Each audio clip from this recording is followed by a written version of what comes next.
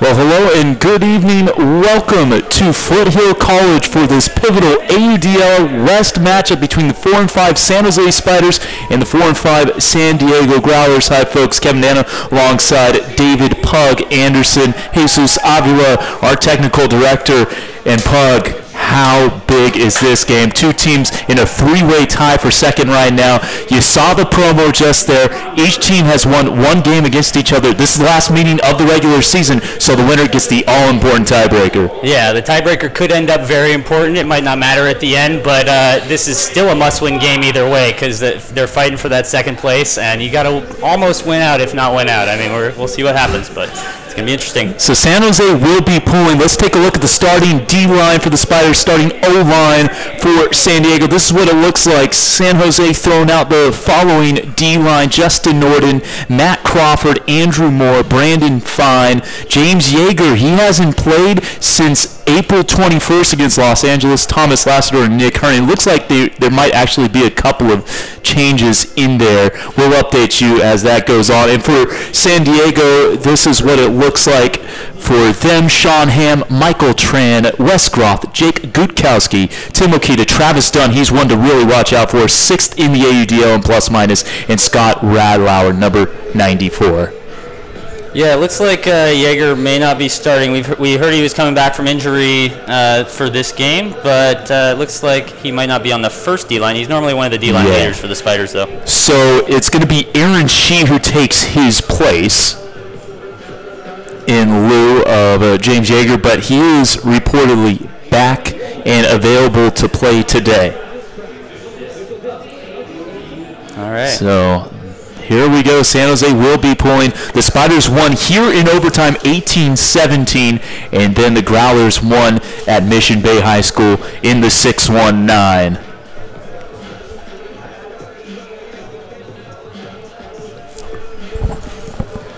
And that was a 31-28 game. So here we go. Pool is in the air, and we are underway. First of 4 12-minute quarters. What hang time. Yeah, that was a pretty good pull. This is Ham.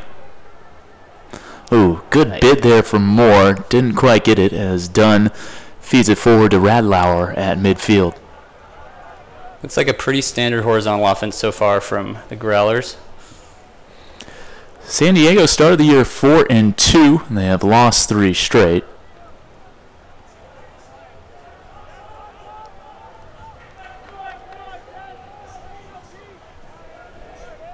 Goes out to the far side, Gutkowski with the flick.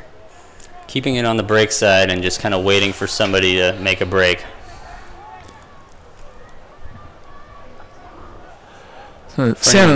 Watching this stream, we'll get the scoreboard up in a second. Oh. And here's a backhand into the end zone that's not going to stay up there for the Growlers. The intended receiver, Groth, 6'1", 180, playing his 8th game. And so San Jose a chance to break right off the bat. Yeah, it looks like they just played really good downfield defense, made the Growlers try and move it around a little bit to open somebody up, and nobody quite opened up until they were forced to punt it there. Herning looking for Fine, and a nice block there for Ham. Gets it back. Another chance for the hold. A little more than a minute gone by here in the first quarter. Gutkowski, a little more than 15 yards away from the end zone. This has been a key for San Diego. We talked with one of their injured players. Ooh, diving grab, Trevor Purdy. We were talking with him before the game as the Growlers strike first. They get the hold with Michael Tran getting the goal. So it's a 1-0 San Diego in front, 10:33 to go in the first quarter. Yeah, the Growlers fortunate to keep that hold. It was kind of a quick turn that the Spiders got there, and then could not quite haul in that throw in the wind. But Pug, we were talking before the game with Trevor Purdy, and he said one of the keys is red zone efficiency with this team. They want to be 80 to 90%. Yeah, absolutely, and we saw exactly what he's talking about there. They wanted to be really chilly in the end zone, and then they threw a long huck. We should note the wind is definitely going left to right, north to south, and so hucks that direction will keep going long all night until that slows down a little bit, which means we'll see short poles going right to left also. And we see a short pole right there. Here's Sonny Zaccaro. Very good handler for this team. Lynn. He's also done some good work on the D-line this year. Looks like the Growlers are doing an interesting switch with the handlers. And I was about to say the Spiders are doing a good job taking their easy releases, but that was a hard release. And Pug, we were talking about it before the game as a turn right back to San Jose. The Growlers not necessarily playing traditional defense as San Jose does get the whole Jackson Stearns thumber on the feed. Was that a hammer or a thumber? I wasn't watching the throw. I just saw the throw. Looked like a hammer. I was looking downfield. Did it happen? All right, good. It was a hammer. So 1-1. Thought he threw a righty thumber, and I was like, how can he do that in throw? 9:42, make it 9:51 to go here in the 9:51 to go in the first quarter.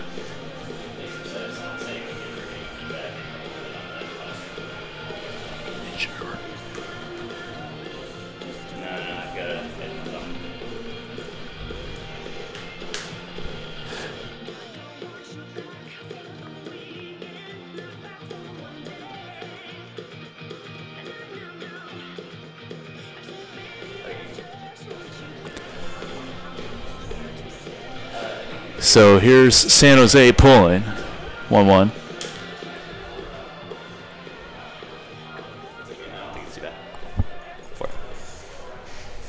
So San Diego back on offense. Here's Radlauer. They will reset. Jaeger's getting some play time there on the far side against one of the older players on the Growlers, Parisi. There he goes deep. And Jaeger's got a chance. And that will get over to Parisi for a 2-1 Growler lead off the feed from Gutkowski. That was a great cut by Parisi. He just realized that Jaeger was not going to get to that deep space and let his man make a good throw around. Parisi, a.k.a. Flakes, getting his first goal of the season off the 10th assist from Gutkowski. Puck, you've played with Parisi over the years. You know this guy as a UCSD guy. What makes him such a good player? He's one of the more solid players coming out. UCSD's had a lot of flashy players over the years, people who bid all over the place, and Flakes is just a guy who never drops the disc. He always makes the right pass, rarely throws away an easy disc, and he's just always been a solid cog in the San Diego scene, whatever team he plays for. So 3 holds to start, 2 minutes 41 seconds in, 2-1 Growlers on top of the home team here at Foothill College. Nice crowd on hand. Lucas Young gets this possession started for the Spiders. Young, we haven't seen him recently, but he is playing his 8th game. Has missed a couple this year. Jackson Stearns, who has also missed some time due to injury, is back out healthy out there on the field. Chang to Zaccaro. Nicely done. Good hold there for the Spiders. A couple of slightly close calls earlier on in the point. I think maybe caused by the slightly junky defense San Diego plays, but luckily they just slowed down just enough to find the wide open person and keep it moving after those hard ones. Chang his 12th assist, Zaccaro his 11th goal. So 4 holds so far, right? Yeah. Had a few turnovers, a couple of break chances, but so far it looks pretty chilly on O, at least going left to right with the wind. Yeah, it'll be interesting to see if a break happens, how that could certainly change things. Trying to remember when we did the Cascades game a few weeks back, I don't think we had 4 goals in the first 3:05. I think it kind of took the offenses to get cooking. Took a little while longer to get cooking. I feel like the wind in that game was a little swirlier, and this is a little bit more standard, just left to right, so it's going to be easy to score the way the Growlers are going right now, or easier as long as you don't overthrow a huck. Radlauer, here comes a huck. Looking for Dunn. Moore is there, and a great D by Andrew Moore. Maybe just a little bit too much float on that one. If he had thrown a hammer or thrown a little bit less float, it might have been easier. Dunn could go up over Moore, but that was kind of one that Moore had a chance to catch up for. So Moore with a nice block, his 9th of the year. Quick strike. They'll go deep to Crawford. And a chance for San Jose to get the first break. They switch fields to Moore. And here comes the break. Nicely done by the Spiders. It's Brandon Fine from Moore. Wow, great vision there. I mean, the immediate huck was good just to get it downfield, as long as you know you have it there. But the thing that was really great was he turned around and looked all the way across the field to a wide open guy, which created the space to make that an easy score. He didn't try and force it in anywhere where people were kind of filling in already. Let's see if we have a replay here on that one. Oh, here's first the D from Moore. Yeah, see how it was floating in left to right there? It wasn't getting the full push of the wind, and so it just hung up there a little bit and gave Moore the chance to catch up and bid for that. 8:16 to go first quarter. It's the Spiders who get the first break, and they have the 3-2 lead. I would even count that as almost overthrown a little bit because it was kind of up against the end zone line there. You want to let them score without having to tiptoe or wait near the line if possible. San Diego bobbled the pool. Could have been disastrous, but human company. Foul call. Yeah, contact foul, so the Growlers will move it up 10 yards. I think he fouled him because he thought he traveled. It looked like there might have been a travel. Low throw, great down. Bid. They're going to say it's up for Fontaine. Looked like it might have hit the turf. San Jose gets the D eventually from Herning. That D was a deserved D. I think that last disc was down. I agree. Yeager, a central defensive handler. Once they get the turn here, let's look for him to keep the offense. Never mind. They're going deep, looking for Joe Thompson. And nothing there. Hume with the mark there in the end zone on Thompson. Looked like he wanted a push in the back, but it was more like one of those Steph Curry shots where he kind of jumped left into the defender that wouldn't have fouled him. Well, Pug, we've talked a little bit about the return of James Yeager. He hasn't played since April in a game against Los Angeles. What does he bring to this team? He is, I mean, he's the brain of the defense when it's on the field. He's not, oh, wow, that looked like that guy slowed down. It seemed like he could have had a bid on that. Fontaine unable to catch up to it. If they're at home, he would have bid just for the crowd, I think.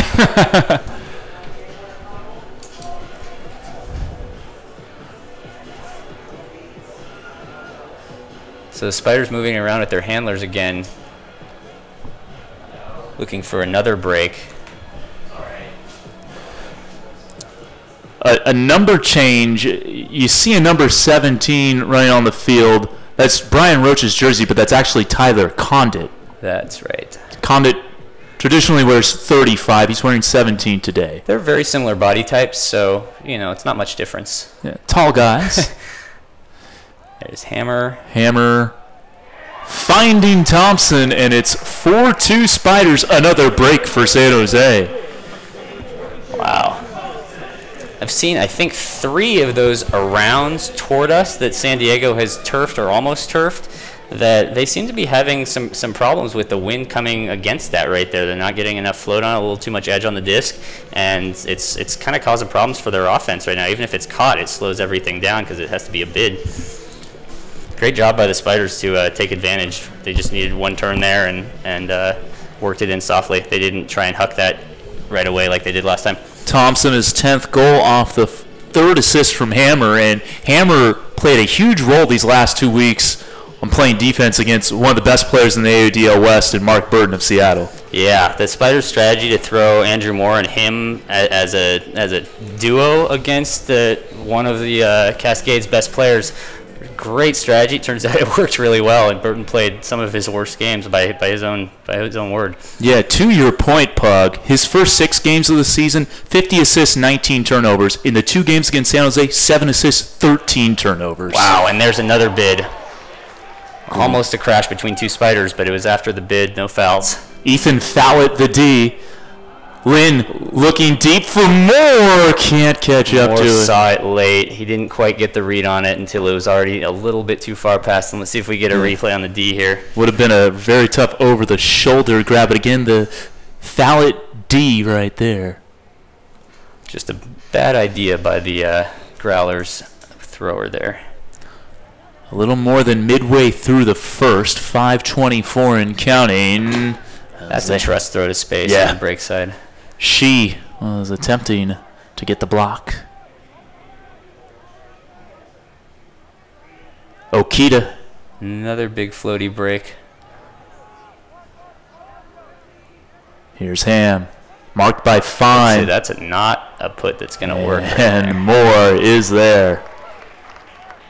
That's funny because Travis Dunn is normally who they trust to go deep, but Moore just outran him there. Fine's got it. Needs some support now. San Jose is in the red zone. I like how the Spiders are striking with kind of half-field hucks quickly to get the disc away from their end zone. Crossfield hammer, she gets D'd there by Radlauer. Way to use his height there. You talked about the kind of collective height of this San Diego team before the game. They all do seem to be about 6 feet tall, which means that if you try and send one of your shorter handlers deep, like she went there, they're going to have a play on the disc if you throw it over the top. Only the Spiders player had a read on it. Oh, good bid there. Just doesn't quite work out for Wes Groff. He saw that way late. If he had seen that any earlier, he catches that. So San Jose still a chance to go up 3. Lots of turns in this game so far. But it seems like the Spiders' turns are all attacking the end zone so far. Get a whistle and timeout from the sideline. The first of 2 first-half timeouts taken by the Spiders. Looks like Tyler Grant wants to slow this down, grind it out to a 3-point lead if he can going into the end of the first. Replay on the bed here. See how his head was completely turned even though the disc was halfway there. He just didn't see it until way too late, and he still got a finger on the disc. That was a great bid, but just not quite the awareness. The Spiders player saw it and ran with it way earlier, but it didn't end up mattering. 3:39 first quarter. It is 4-2 San Jose. And what do you think this timeout's about? So this is Tyler Grant just slowing things down. They've had a couple of chances that they've thrown away in the end zone, whether it was that hammer or the kind of early huck last time. They've converted a couple of chances, obviously, but the chances they've converted were easier unders, just taking what the Growlers Junkie D is kind of giving them. And I think that's probably what Tyler Grant's telling them right now is take what they're giving you, trust your offense. We've run this offense all year for a reason.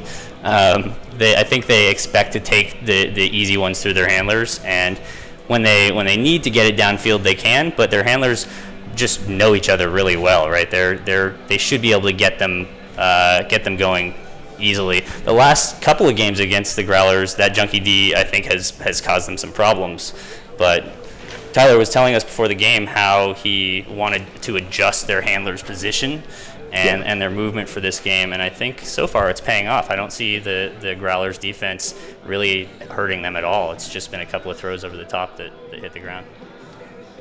So out of the timeout, we'll start. Look at that big poach over there. So they're immediately going to move it, and they're going to keep moving it. Zakaro, Chang, and Lucas Young doing work here for the Spiders to start off the resumption from the timeout. And Jackson Stearns, the deep threat for the Spiders. Here's Saban. And they'll reset to Zakaro. Flicks it forward. Nick Murphy has fouled in the end zone. Nice play. So that was interesting. That first time that the Junkie D from the Growlers actually did have a little bit of an effect. The Spiders were able to work around it, but you could tell that there were kind of 4 handler defenders at various times kind of moving around the handler space there where there's only 3 Spiders. And what that means is that once you do get it through those poaches, you've got an advantage downfield, and you see that they're going to score pretty quickly once they do get it through past those initial handlers.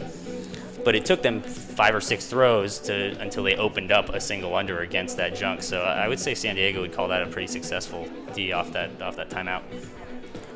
5-2 Spiders. They've scored the last 4 goals.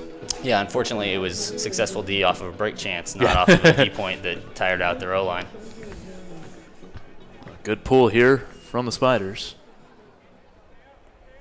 Keeping those deep downwind pulls. Tran back to Okita. The scoreboard says 4-2, is that right? Yeah, it's 5-2. It's 5-2. They'll update that. Yeah. We got it right for you on Twitch. Gudkowski back for Okita. Norden marking Okita, and now here's Condit on Parisi.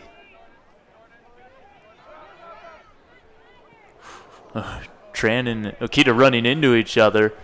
And perfect put for Gutkowski, who catches that one in the end zone. Yeah. San Diego Growlers score by number looks like they kind of got lucky on that. Just pushed it down the left sideline there. It was good that they kept the deep space open, so when he streaked deep, he had 5 yards on him and he could just make a big floaty throw. But they had some pretty close calls there, jamming it around on the near side to us here. Yeah, Tran and Okita, you're going to see it right there. Boom. Ooh. But Tran comes up with it, and that's right definitely into not space. The offensive spacing the Growlers were looking for, having their own players run into each other. But at least they caught the disc. So the Growlers within 2-5-3, 2:31 to go. This is the only AUDL West game of the weekend. The Aviators, Flamethrowers, and Cascades all off. So the winner of this has second place to themselves. Looks like maybe an offsides.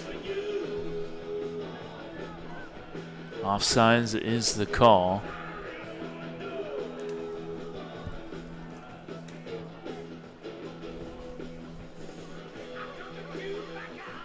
Is that ref Waffles right there? That is Ali Waffles. Yes, he as a coach for B-Dub. I think he played for B-Dub last year.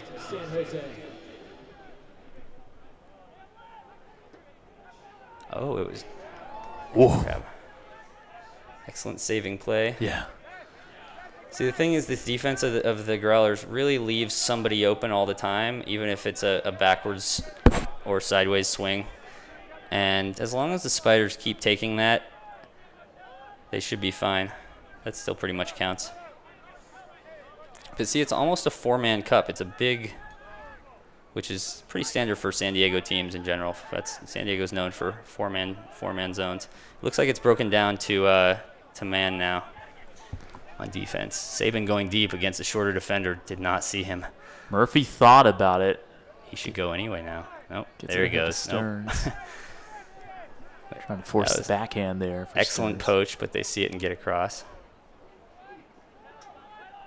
Chang back to Young. In the red zone now with Stearns.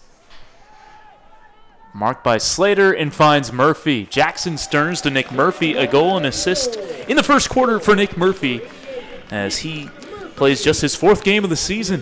The 2017 practice player for the Spiders. Yeah, it seemed like pretty easy offense for the Spiders there. They did work it down the force side with a couple of breaks around to make it slightly easier, just kind of seesawing across the field there. Looked like there was not too much challenge from the Growlers defense on that one. Be interesting to see if they tweak that kind of big, junky cup-like thing that they've been starting with, because it seems like once even if they break down into man, they're a little bit a step behind some of their men. All right, so how is for maybe the uninitiated, how is the cup that the Growlers are playing a little different from your traditional cup? So I'm not sure the Growlers would call it 100% a cup. A, they're only doing it for the first 5 or 10, I haven't counting throws. And B, it's a lot looser than your standard cup. They do have a mark, and it's more just switching for across the handlers because when the handlers aren't sprinting. Essentially just like trying to take away, well, let's see what we got here. Man defense here from the Spiders is as they're known to do. Done. Hard man defense. And you see it right there with more marking done. Groth has Crawford right on him. Getting close to 7 there on the stall count. Tran with Herning right on him. Moore is playing hard on Dunn. I think that's probably a game plan. Gutkowski can't complete the bid. Lucky by the Spiders. Lucky for the Spiders there. That should have been a pretty easy bid catch. Yeah, I think if you ask Gutkowski, he'd tell you he should have that one. Yeah, he wants it back. So final 23 seconds here of the first quarter.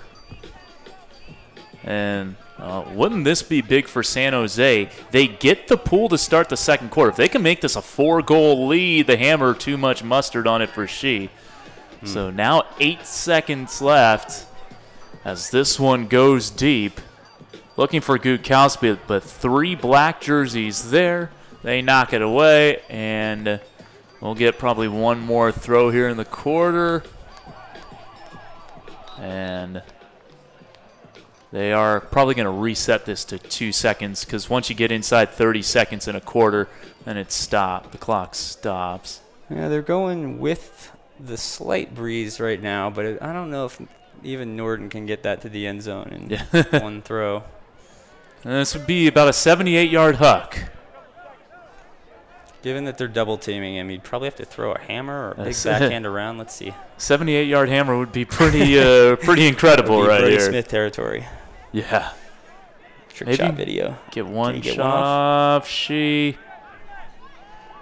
Yep, got it off, and it's going to get we'll there. We'll see. It's there. And it comes down in favor of Brandon Fine. Wow. Maybe a hometown clock right there, but the Spiders take a 7-3 lead into the second quarter. Really surprised that the Growlers only had 3 players back there when that disc went up. That's strange. Fine comes down with it. The Spiders a 4-goal lead heading into the second quarter. If that 4th goal or that 7th goal there comes back to matter in this game, the Growlers are really going to want that back. That's what I was saying the last game I was calling with you. Those end of quarter situations are so important. It's just that each goal there is magnified in importance like crazy because the other team doesn't have a chance to respond right away. And certainly something you don't see at the collegiate level. No, yeah, the time throws a whole different element into it, doesn't it? So we'll take a break, come back with the start of the second quarter. It's Spiders 7, Growlers 3. You're watching the AUDL live on Twitch.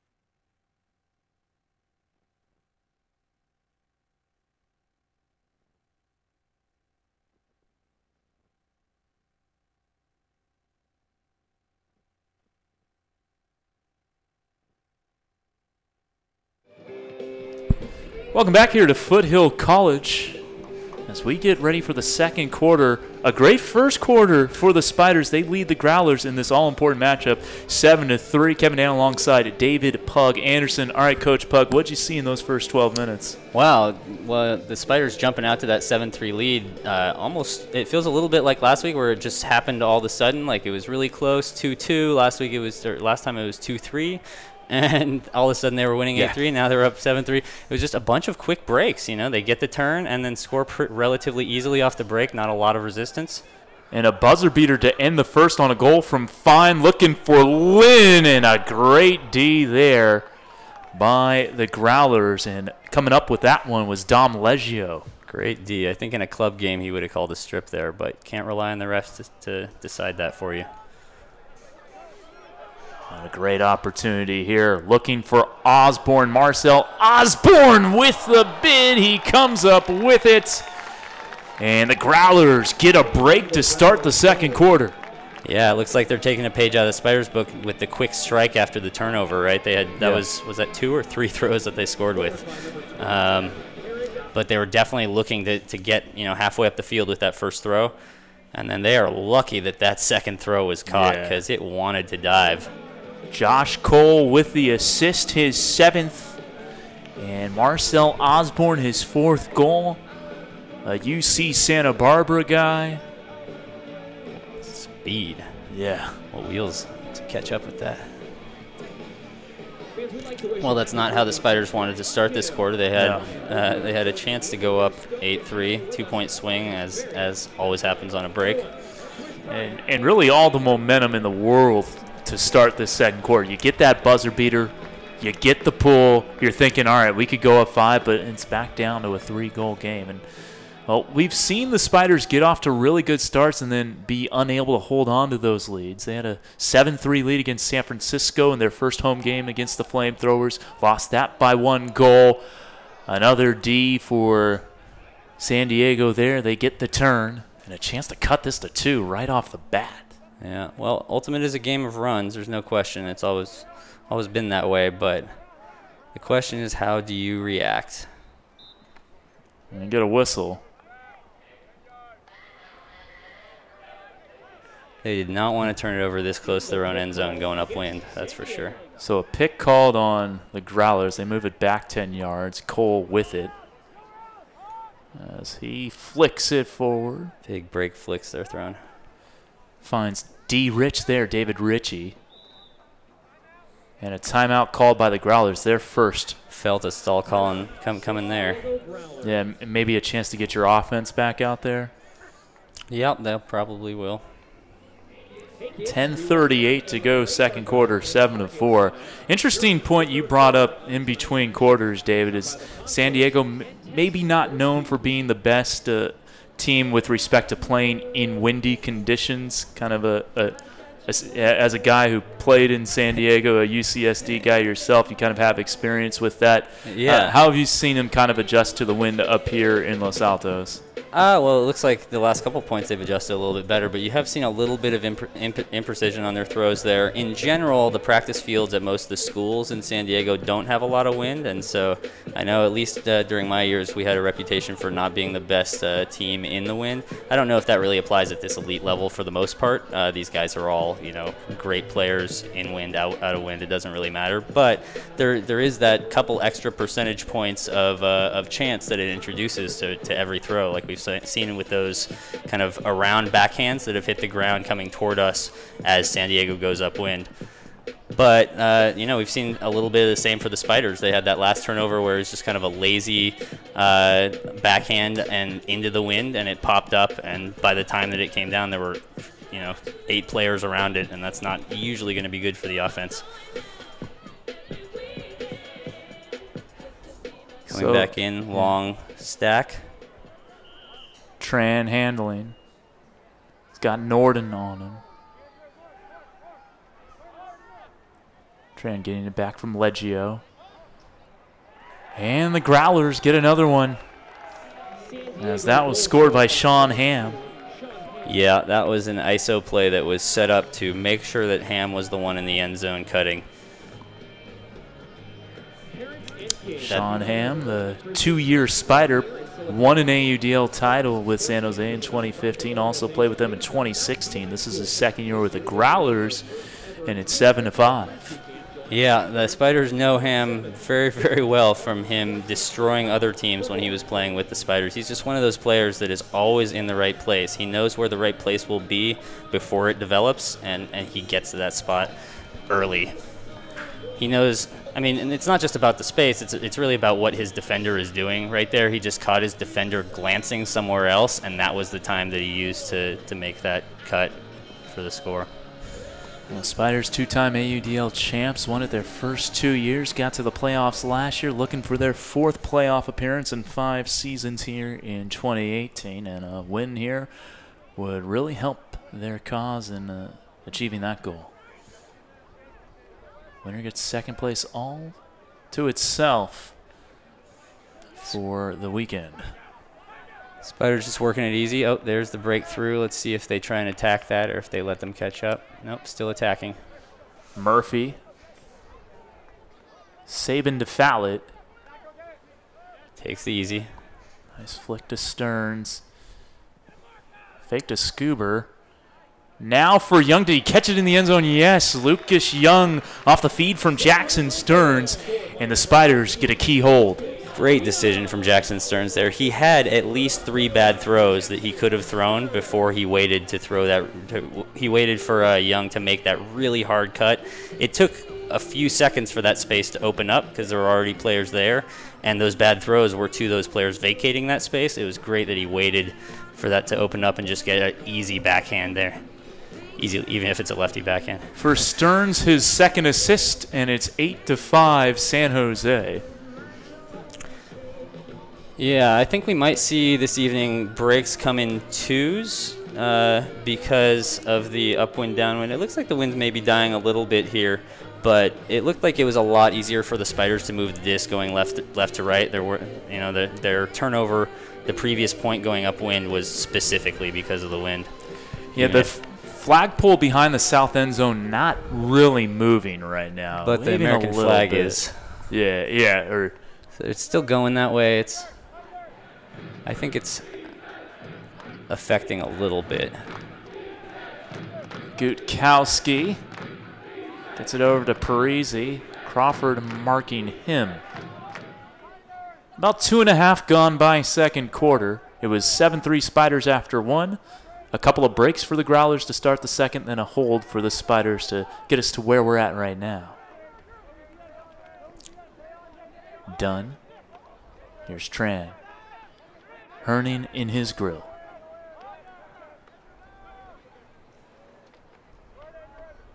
The former Spider with it right now. Ham. Okita has his man in the end zone as Fontaine catches the goal, and the Spiders have scored 3 of the 4 points here in the second. The Growlers. Excuse me, the Growlers, yes. Way to keep me on my toes. Yeah, so I didn't see too much from the Spiders' defense there. I think it was pretty good patience by the Growlers' offense. Just keep taking those easy swings when nothing immediately developed downfield. But eventually, if you get enough break throws off, you're going to have enough space on the field that it's going to be pretty easy. Let's see what we got on the replay here. Yeah, so they keep throwing those kind of big floaty around breaks there to a wide open guy on the side. And if that's if you're getting those, you're going to have easy cuts to the end zone on the break side too.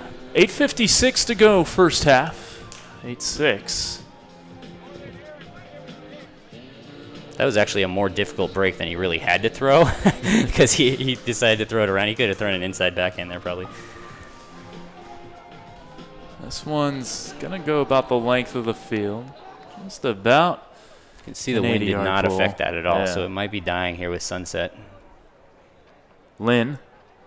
He's got it. Leggio marking him. This one going deep for Fowlett. Gets underneath it. And a nice put there. Fowlett with the goal. Fowlett just forced the defender to misread that completely. He just ran him completely away from where the disc was coming down because he had no idea, and he just had to follow him, and then just broke back to where it was actually coming down and had an easy catch. That's something that shorter players have to get really good at because they're often guarded by taller players. That wasn't the case on this play. They were the same size, but it was just he just made it really easy for himself. See the replay, him going up, he went left and forced his guy to go left, and then by the time he separates, there's no coming back. So Fowlett has his second goal of the game. It is 9-6. He was actually San Jose's Defensive Player of the Year last year. And he's moved to the O-line and has really put up some good numbers. Coming into this game, 25 assists, 20 goals, a plus 41. Wow. Now, plus-minus different in this sport than it is, say, for basketball, where it's total, like, points for your team against total points for the other team. It's your goals, assists, and blocks minus your turns. So it's more of a personal. The personal plus-minus, yeah. So that's why you'll see a lot more players with pluses. It doesn't equal 0 per se. Man, those Growlers really want to get it to the break side. See that guy Dunn coming across on the break side. He's always going to be – there's somebody standing there all the time. Okita looking for Ham. And skies his defender for the goal. Yeah, he just had a great read on that from the very start. Got the right position. There's really nothing his defender could do other than bid into him, and wisely decided not to. 9-7, San Diego back within 2. Here's another look. Yeah, see how he just brought his left shoulder back as he went up with that? There's no way his defender gets around that. Tommy Adams, the one giving chase there, the former Golden Bear, played at Cal. Of course, Ultimate Club teams don't carry the same nicknames as the official school mascots. Yes, the Cal team is called UGMO, Ugly Monkey. Is that right? It's Stanford Bloodthirsty, the other side of that traditional rivalry. Speaking of Stanford, Gabe Hernandez, who tore his ACL Collegiate Regionals, was recently named the Callahan Award winner, so congratulations to him. He sung the national anthem before today's game. At least he got to contribute somehow. Yeah. And we saw him pull some nice dance moves to the Ghost Town DJ's My Boo a little earlier today. As long as he doesn't hurt himself more. Yeah, that's what I was worried about with the torn ACL. Didn't seem to bother the dancing all that much. Nice inside break by Young. Zaccaro, he's looking for Stearns. He's got Jackson. And it's 10-7. That's a good pair to send deep. Just Saban and Stearns deep, and then just throw it as high as you can and let them read it and trust them. It worked out quite well as Zaccaro gets the assist. As Sonny came into this game 5th in the league in completions. And he had a completion percentage of .957, so kind of tells you what kind of handler Sonny Zaccaro is. Yeah. That completions number coming into this game, 405. He had 403 all of last year. Well, I think the Spiders are happy that things have settled down a little bit here, and it's more just holding. They'd be happy to hold, the rest of the game on out with both teams. It does look like the wind is just kind of coming back and forth. Yeah. It dies down for a minute, and now it's back up again. This should be a short pull. This flag is certainly waving a little more feverishly. Yeah, just knocked it down. Pull doesn't get to the 30. The last pull 2 points ago went 15 more yards, and it was the same throw. Too much mustard on that one, looking for Ham. So that's typically a pretty set play. Normally, if that wasn't a set play, that'd be a pretty bad decision. They may be trying to set their Junkie D upwind. They have had success getting turnovers on this side of the field from the Spiders going right to the left. It's Tran on the throw. Just trying to force a less than perfect throw with some float on it. This is Lassiter, a.k.a. Tom Tom. They've got this open break there. They finally take it. Crawford. Switching fields for Herning.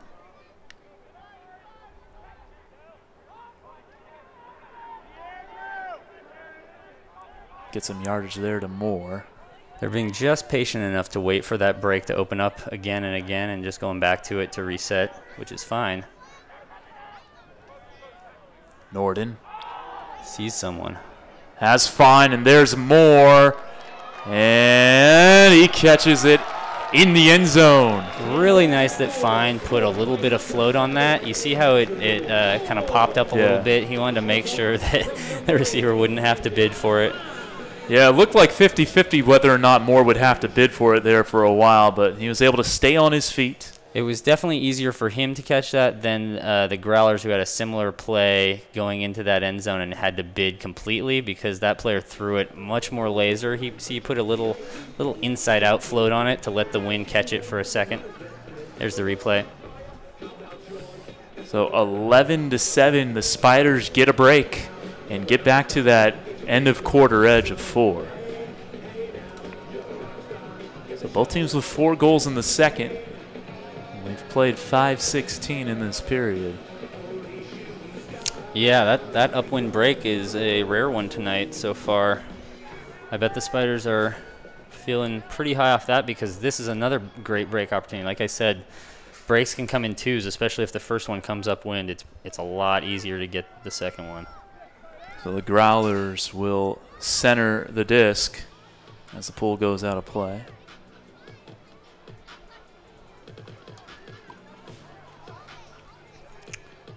Again, looks like a pretty standard horizontal offense. Oh, bad miscommunication. And Hammer's going to get the credit for the D. I love how smacks it down. Not just down, but back towards the end zone they're going to the other way. That's maybe a little too extra. Oh, great bid there for San Diego. Wow. Great play by Wes Groff. Getting the block and getting it back to the Growlers. I'm actually pretty surprised the Spiders didn't try and huck that in the first couple of throws there, going downwind. Would have been their first 5-goal lead. Instead, one of the owners of the Growlers catches it in the end zone. That is Will Griffin, who's wearing the Justin Goodman jersey today. One of the co-owners of the team, alongside Ryan Slaughter. 11-8. Yeah. Oh, here comes the replay. You're going to see the Groff bid. Oh. Meant for 24, just didn't quite see the bidder coming. He thought it was going to be an easy grab for his teammate. So the lead back down to 3. The Growlers joined the AUDL West in 2015, the second year that the AUDL West was in formation.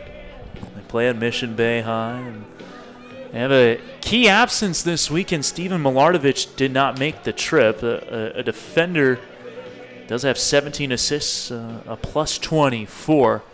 Yeah, he's key to their D-line. And their O-line when he plays on their O-line. He's key to their team. And Trevor Purdy, another key player, is out this week as well. He did make the trip, but the Growlers only playing with 19 active. You can have 20 active players as Zapin looks deep. Not enough float on that one for Fallett. Yeah, he got on his horse there, but just couldn't float it up.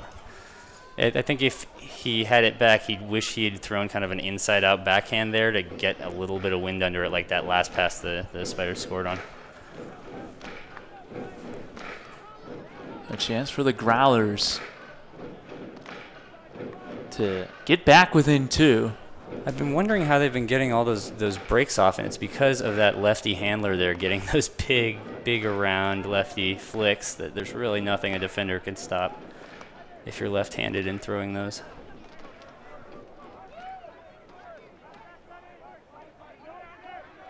Griffin.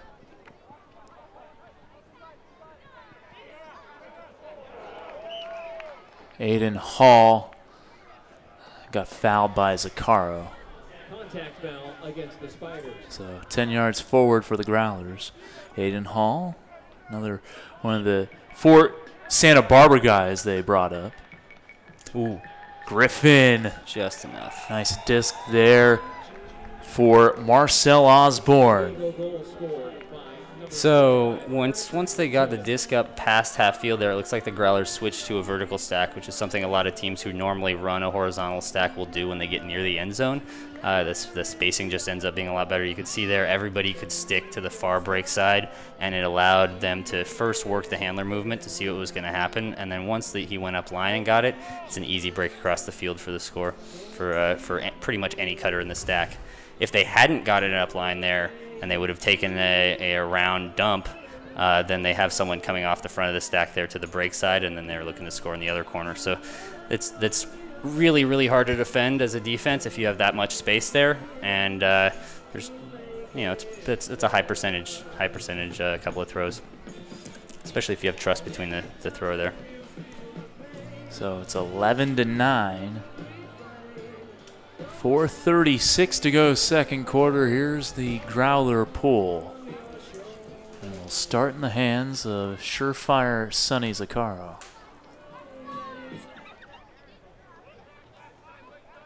She.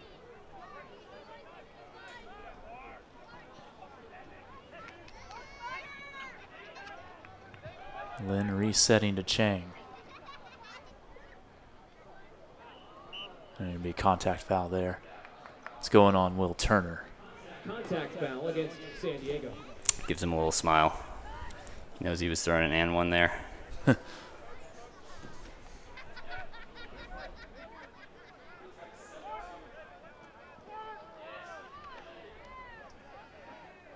She Ooh, Norden breaking deep was wide open.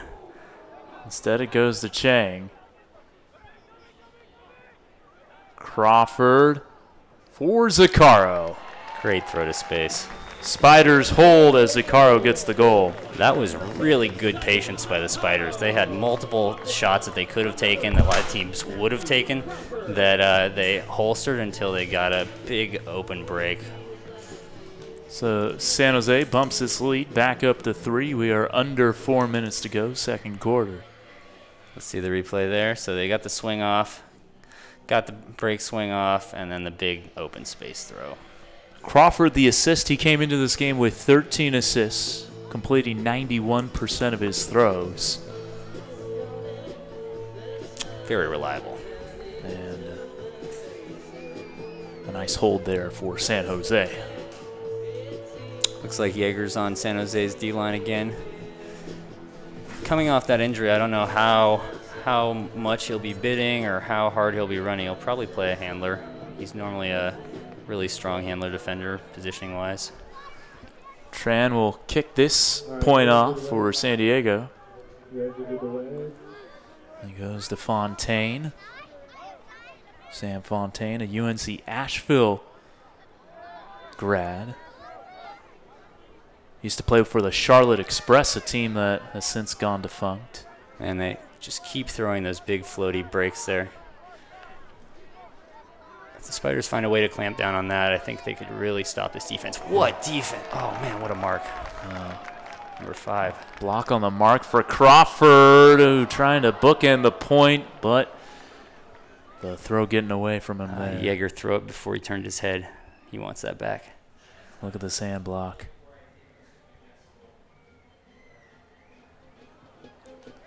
Play back in. Getting the block on the dump there. Well, San Diego still has a chance to hold and get within 2. Okita lofting it forward. Done. Ooh. Great play by Ham. Missed the easy catch. Made the tough one. Man, that lefty around flick is just every fourth throw, or a big high release.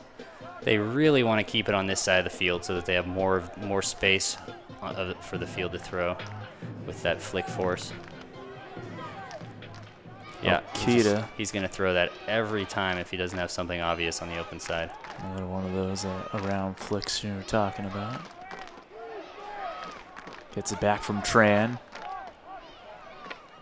And didn't catch it in the end zone. Fontaine has to bring it out.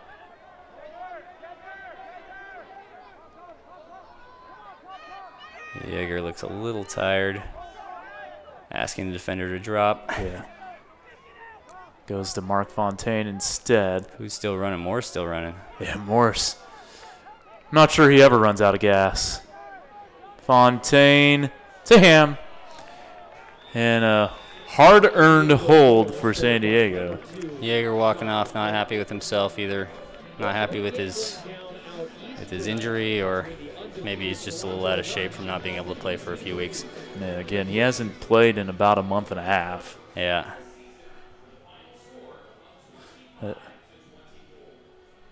So here's a part earlier in the point. Oh, Ham's second effort grab. Yeah. What a grab. And that allowed eventually the Growlers to get back within 2. 1:25 to go second quarter. The Growlers will get the pull to start the second half.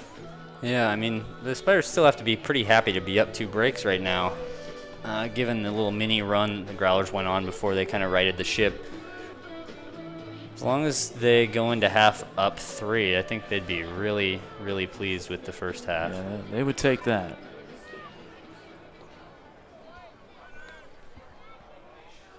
Let's see how much they try and milk this to see if it's going to be the last score or if they give their defense another shot. That's what I was about to ask you, Pug. Is this a possession you see there's 1:25 left on the clock that you maybe take a little more time than normal? You know, I don't know how the strategy's evolved among the AUDL teams who have had to deal with this over and over. I know that I don't see teams do a great job around the end of the quarter very often. The Spiders, I think, have done a better job than a lot of teams lately. Foul with a hammer and a half there to Lynn. So you definitely saw them taking their time there until that last throw. But I feel like he just saw it was so open that you might as well just get the score. I don't know. They might have been told to go slowly there. Look at this. He's just too open. Yeah, foul it on that hammer. I mean, that's one you got to take. Yeah, he knows that whole back 10 yards of the end zone is wide open. So as long as he can place it in a 10 by 10 yard box there, it's going to be a score. You know, he trusts his receiver to read that correctly and go up with two hands and get it at a very high percentage. And the defender just wasn't going to be able to make a play. That's when you throw it, especially downwind. That was not too dangerous of a throw, I think, for an elite player like that. So now the task for the Spiders, keep the Growlers out of the end zone for the next 53 seconds. Or let them score very quickly and try and put another point on the board right at the end. And that's the question of how this strategy evolves for the ADL, I think. I just don't see teams actively executing strong game plans when you starting out with a minute or minute and a half left. Cole to Groth. Working off a shortish pool, so not a whole lot of ground for the Growlers to cover. A lot of switches. 30 seconds remaining. Under 30 seconds. Ooh, that one almost hit the turf, but a deft play there from Dunn, one of the more reliable players on this Growlers side, and flicks it into the end zone for Groth. So still 17 seconds left. That's enough time. Definitely enough time for the Spiders to get a final hold in the first half. Yeah, it looks like the Growlers didn't have that lefty handler who's been throwing those lefty breaks the whole time. They still managed to get it to the break side enough that it opened up the open side for a 3-throw progression into the end zone. So they still executed that even without that big lefty flick that he has. Good execution. They didn't look like they were in too much of a rush either, but they did leave the Spiders enough time to score without it having to be an immediate Hail Mary, right? 17 seconds is enough time for 5 passes probably, at least. So it'd be interesting to see at the end of the first quarter, the Growlers only had 3 guys in the end zone for what they knew was going to be a huck if it got off before the time expired. Let's see how they play this on defense here and what the Spiders try to do. Can the Spiders get another late quarter goal? Zakara will start us off. Chang do have players in space. Ooh, he's taking a lot of time. 10 seconds. Chang, Sabin, 5 seconds. Chang, Crawford will throw it and didn't get it there. I think he caught it, but he's outside of the end zone. He's trying to throw as quickly as he could, but a hammer takes a while to throw. You got to wind up.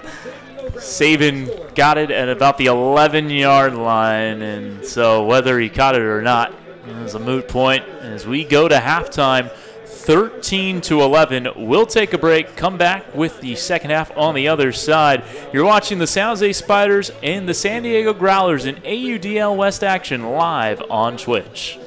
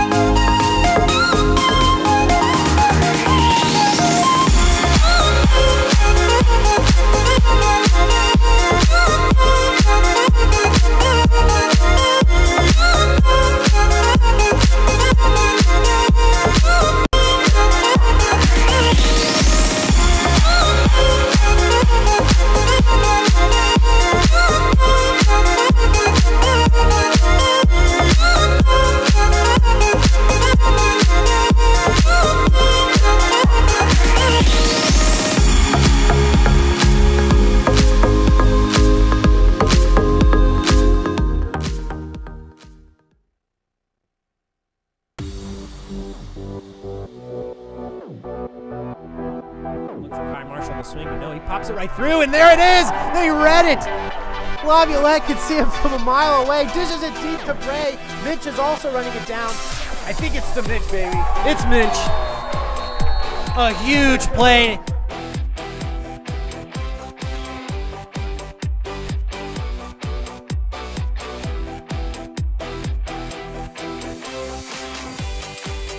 Deep shot from Carpenter was a beauty. Picture perfect to Samson for the Alley Cat score.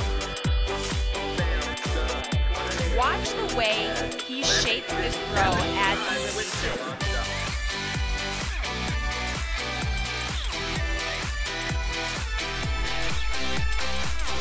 Playing some defense. Running out.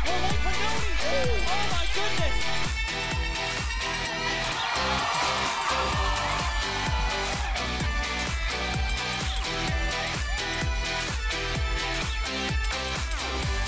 Back to Sohn.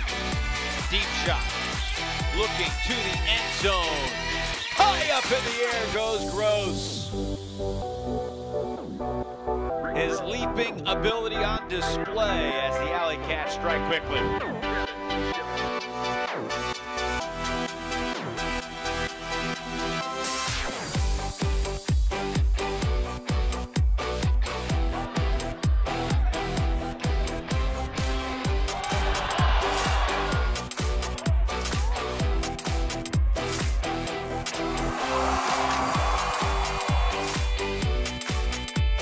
Spinks with a nice cut, looked off, but he's going to continue it.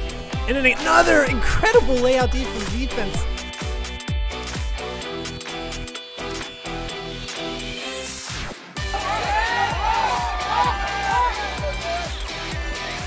Rose, what a bid! He's in the end zone for the Alley Cats. A Superman score for Rick Rose to get his team within one.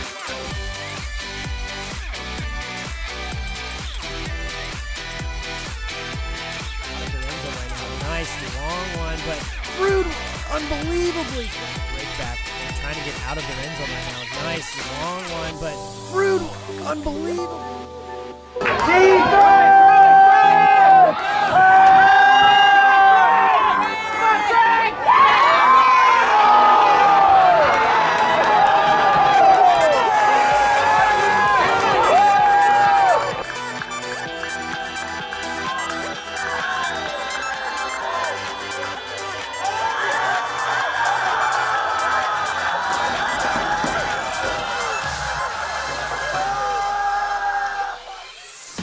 Carpenter launching, Jacobs going in the end zone. What a play by Jordan Taylor.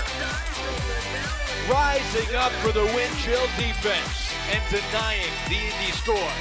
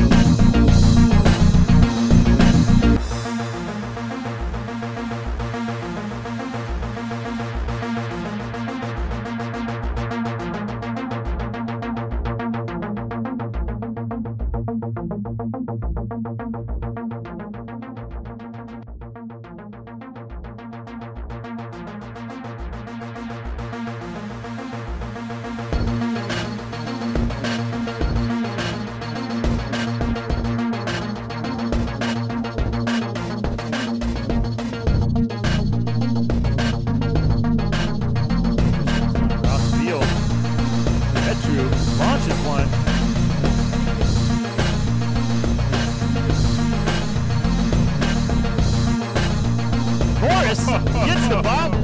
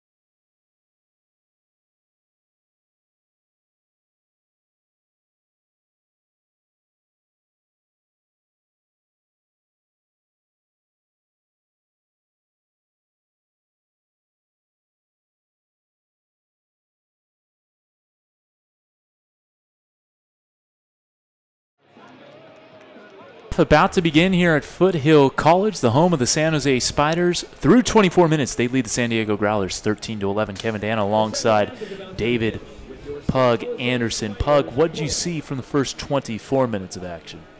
Well, it looks like the Spiders managed to make few enough mistakes that they never got that lead run fully back at them. They're still got a 2-point lead here. I think they probably went into halftime feeling pretty lucky that they didn't give that up, because it felt like San Diego was coming on at the end pretty strong, especially the way they played that end of quarter situation where they managed to get that 2-point lead and then have traded 2 more points without the Spiders getting back to that 3-point lead at halftime. Feels like that was the momentum that the Growlers wanted going into half. We are underway in the third. San Diego getting the pull. Ratlauer lofting it deep for Jutkowski, and a big D in the end zone for the Spiders. Nicholas Herning getting the block. Uh-oh, injury. We have an injured Growler, slow to get up. That's the former Spider, Ham. Sean Ham, number 2. Looked like a pick here. Kind of ran into a guy. What a sky, though, there for that deep. The wind has clearly died after halftime here. Thompson for Lassiter. Tran on him.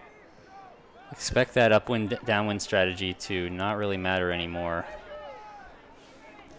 Be nice for the Spiders if they could get an early break, and they might get it on that throw. Not quite. Tommy Adams caught it on the 10, basically. Thompson's into the end zone, and the Spiders a break to start the third. Great patience there once they had it not in the end zone. If you look, there's 5 Spiders walking off and only 3 Growlers that were in that area. If they had thrown it and turned it there, they would have been real mad at themselves. Way to wait a few seconds and wait for the open player to open up just crossing the end zone line. Norden getting his 13th completion, first assist. Thompson on the goal, his second. Let's see the Huck go up here on the replay.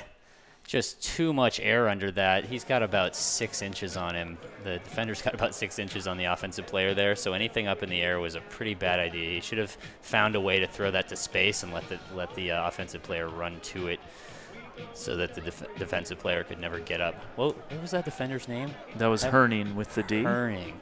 He is like 6'5" or 6'6", and he can jump. So, yeah, not the best decision on that Huck. Former Seattle Cascader Nicholas Herning played with the Cascades back in 2015.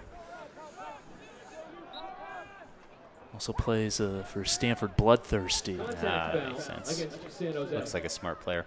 And if Gabe Hernandez was healthy, maybe Bloodthirsty would have had a better showing at Nationals. As it was, UNC winning Collegiate Nationals on the men's side, Dartmouth on the women's side, defeating Colorado.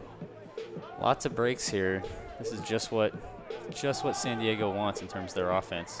Oh, at the last moment, Fine got a fingertip on it to deflect it away from Parisi, just enough to throw Parisi off a little bit. Yeah, Parisi's known for being in the right place at the right time. He's not a super aggressive player, and so Fine knew if he went up and touched it at all, he was probably going to get that D. Parisi was relying on the fact that he thought he had his man beat and disc would go over his fingertips. He was not prepared for that. Lassiter here. As the Spiders look for 2 breaks to start the third. Look for them to be pretty patient here. The wind has died a lot, so they have a chance to just take the easies. Sabin and Moore almost ran into each other. See him pointing for his dump. Cut. Yeah, rising stall count. Surprised that was not a stall.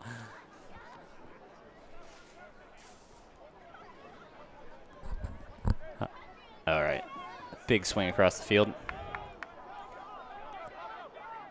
Crawford all sorts of time. Lassiter. Hammer has Fine. 15-11 San Jose. Yeah, you saw the Growlers kind of poaching over there to take away a couple of the easy lanes, and he saw that. Put his hand up. Easy hammer. So bookends for Fine. He had the D, gets the goal. Let's see that replay. Yeah, see his hand up there. He knows that if he can get it over the top, it's an easy score.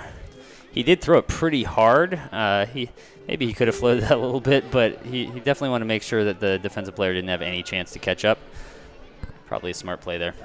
Lassiter goes by Tom, gets his 5th assist of the season, playing in his 4th game. A practice player for the Spiders last year. A year in which the Spiders went 8-6 in the regular season and lost in the first round of the playoffs to the Los Angeles Aviators, 33-24. Man, 2 breaks to start the half here. The Spiders have got to be really happy with that. Look at Hammer sprinting down for that first throw. Hammer's another guy like Moore who just doesn't run out of energy. Yeah. He's in the Air Force, so you know they work him pretty hard. Yeah. Probably the best way to get into shape. Yeah. Join the service. Exactly.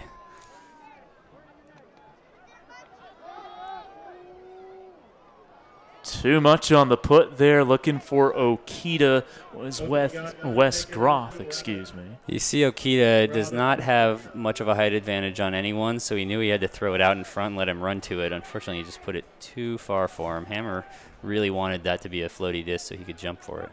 Okita, one of the smaller growlers at 5'8".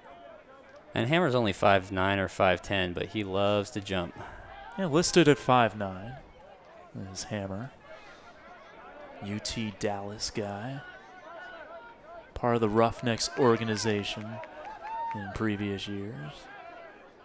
Dallas winning the 2016 AUDL title. Looking for Hammer, and that was deflected just before it could get to him by Gukowski. Dangerous D. You'd think Gukowski would catch that. Hammer almost caught that on the reaction there. They do say catch your Ds, yeah, right? Exactly. That's why. Oh, and that throw just rose a little too much to be handled there by Okita, and San Jose gets it right back. That is lucky for the Spiders. That was a bad huck on that turnover, and they are really lucky to get it back on this side of the field. Hammer's still open. For Herning, came down with a foot on the 10, wasn't inside it. Hammer was trying to throw that score. He wanted him to catch it inside. Way to jam it in. Gets to Thompson. So 3 straight for the Spiders to start the third. This is their largest lead of the game, Pug. What has worked so well defensively for the Spiders here in the second half? Well, I don't think they're doing much different. They're always going to be trying to play hard man D, and in this case, at least on that just recent turnover right there, it was more of a throwaway on San Diego's part. That's kind of what you're trying to force by playing really hard D, right? You just want to make the window smaller that they can throw into, make them have to throw it higher so that you can't bid through it on a low disc, and sometimes those high throws will jump a little bit, which it looked like it did on that last one.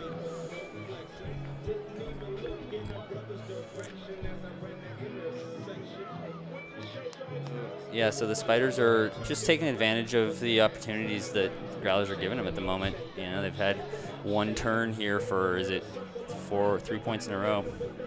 16-11 now. Previous largest lead was 4. Of course, you only go by 1, so that would be the case. See, that's a throw that he had to throw higher so that Moore wouldn't lay out D it. Here's Max Hume.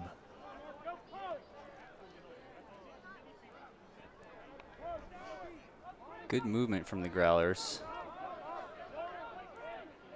They were jamming it, but they get it out to space. Fontaine has plenty of space. Gets it back from Turner. There's that lefty handler, Cole. Back out there for the Growlers. It's almost a cheat code, that lefty flick he has. I mean, they're forcing back in at the moment, so they're switching it. It's weird. Well, there's the lefty flick, and a great D by Moore again.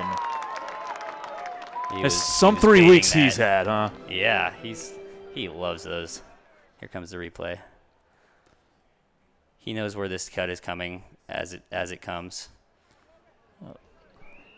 The last 2 weeks did a great job alongside Hammer as San Jose calls a timeout in trying to lock down Mark Burton of the Seattle Cascades, and has come through with some big bids here tonight against San Diego. Yeah.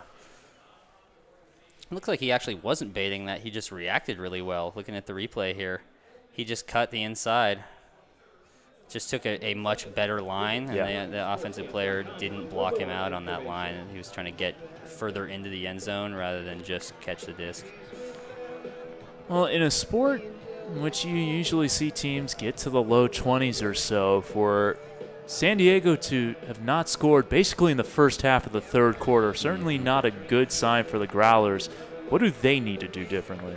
Well, I mean, it looks like San Jose is doing a really good job just playing extremely hard man D downfield, meaning they have to take a lot of resets and a lot of little quick strike cuts and that kind of thing. Like, it's good that the Growlers have that lefty handler who can throw those big breaks, but if they don't get yards with it, if they just have to swing it back across just to throw another break, eventually they're going to turn it over.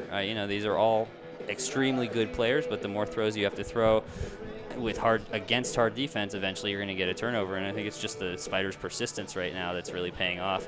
I'm not sure what San Diego's coaches are going to tell them other than, run harder, throw slightly better space throws, or just don't give the defense a chance here, because they're getting small enough windows that they're having opportunities for Ds.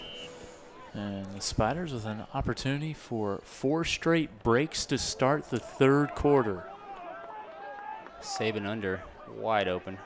Jackson Stearns with it, rising stall count. Gets to Sonny Zaccaro, who's double teamed. It looks like the Growlers' game plan is whenever Sonny gets the disc near the sideline, they're immediately doubling him. Saban.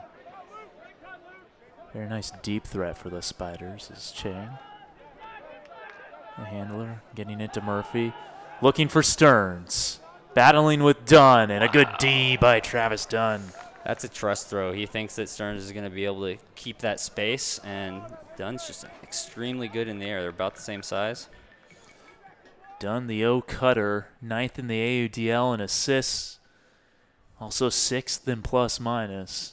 Yeah, he's a horse for them. He's one of their younger players that's really been coming on strong last couple of years. Going up.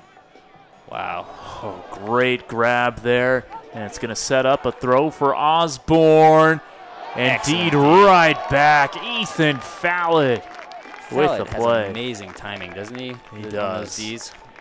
He got that right at the height of his jump against a similarly sized offensive player who theoretically had better position.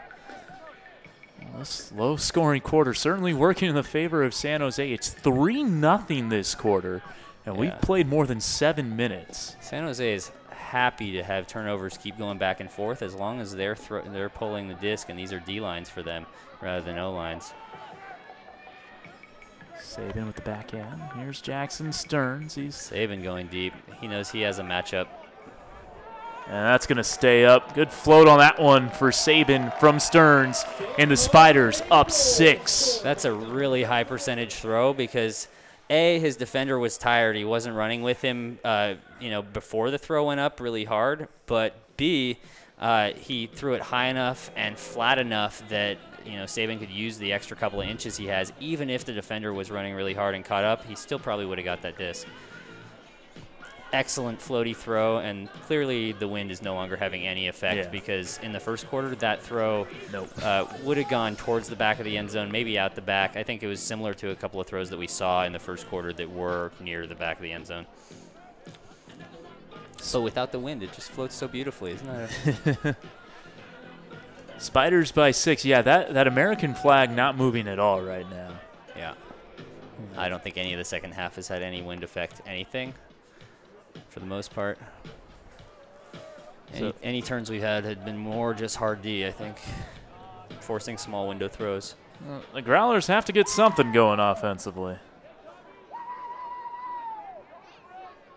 Down 6.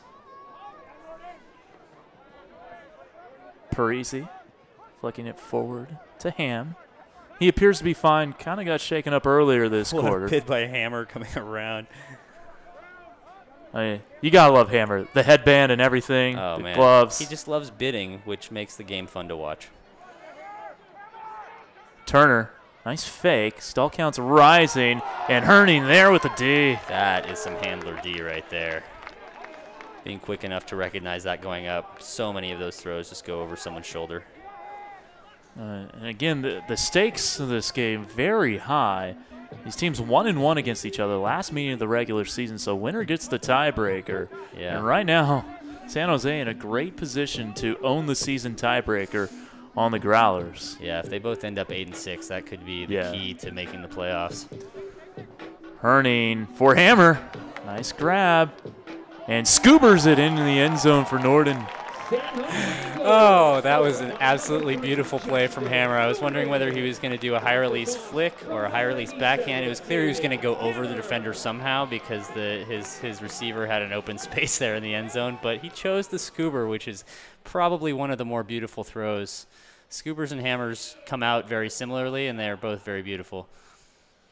I'd like to see the replay of the score if we can. I don't know if we got it, but that was a great D, great reaction D from the We don't have a replay of the score, but that D set it all up. I mean, there was really no challenge once the D-line offense took over there. They were gonna score if they didn't throw it away. The defense was not playing too hard.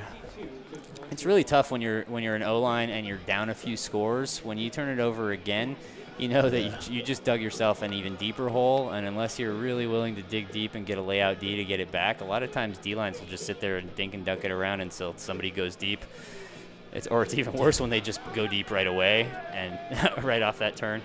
Luckily, the Spiders were pretty patient there.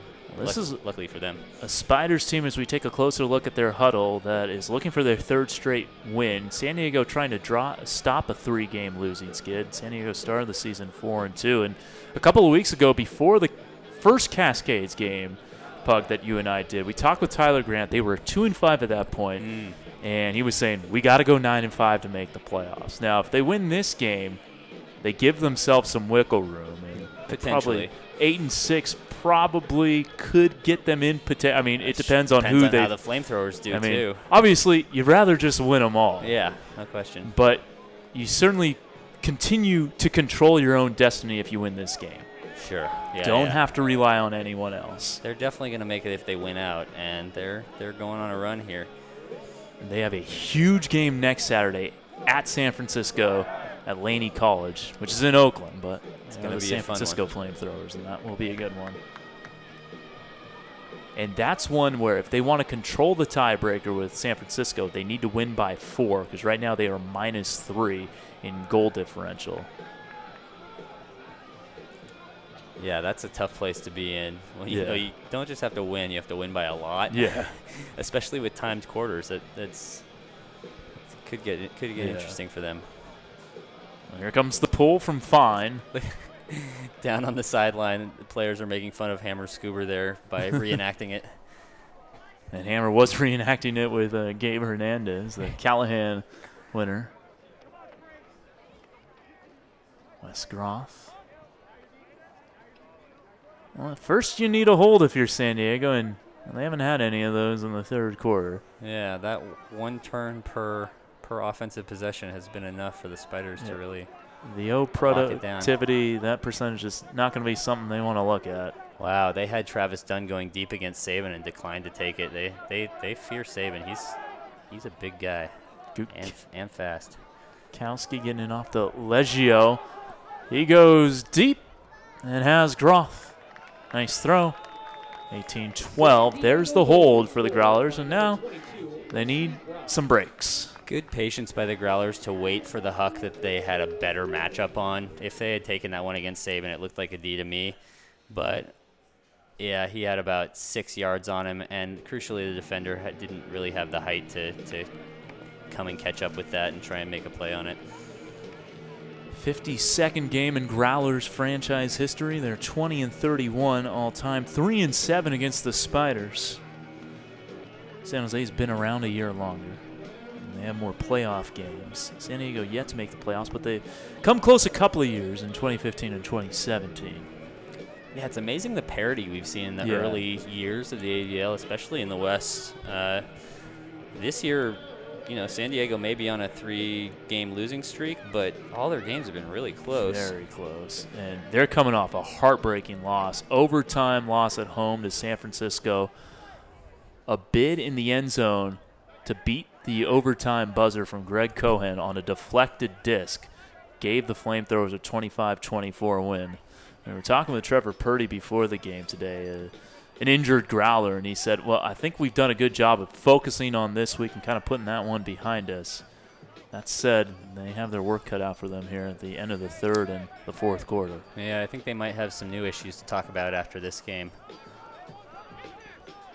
Stearns with it right now, marked by Hall. I would look for Stearns to go deep after a couple more throws here. Oh, doesn't need to. And this is Fallett. And the D there for San Diego, completed by number 42, Mark Slater. Couple of hucks they've had shorter. It looks like he might have got his ankle stepped on there. Let's see the replay for the huck. They really like to put these big bladey hucks. If he had just put that flatter and out toward the corner of the back of the end zone, I think he has a way better chance at that. It looked like he might have landed on Fallett's foot. Or had Fallett land on his, one or the other. 1:36 to go, third quarter.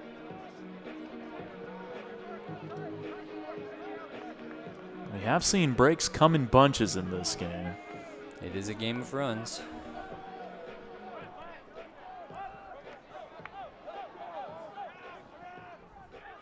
Kyle Rubin out there, number 18. As Tran moves it around, Slater, who got the D, looking for the assistant. He has it. Gets it back over to Rubin. We have ourselves a 5-goal game. Definitely. Certainly within reach. Yeah, it's definitely within reach, but definitely some more urgency from the defensive O-line there. Once they got the turn, they really just put their foot on the gas pedal.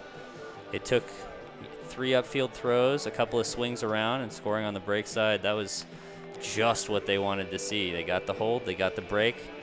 They've cut 2 off of this.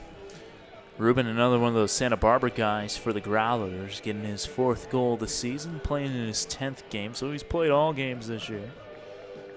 So here we go, another crucial end-of-quarter situation. There's 4 of them in every game that you have to really think through in each situation where you get to, what the wind is, who's on O and D, how long you have, how long you need, what the score is. I really think that the Spiders would be absolutely fine if they go in up by 5 at the end of this quarter. What they can't have happen is a turnover and a quick break by San Diego. That could really change the 4th quarter momentum. The Growlers will pull to start the 4th quarter, something else to consider. So if San Jose can score here, go into the 4th up 6, then they'll receive the disc to start the 4th quarter. Yeah, this is a key point for whether the 4th quarter is really, really important or close. Spiders patient thus far. Yeah, and the Spiders would be fine just working it around and running the clock out without scoring here, I think even.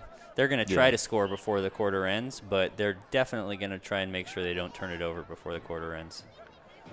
Bid there. Ooh, and Norden couldn't keep that off the carpet. That's basically the only thing they didn't want. There's 27 seconds left.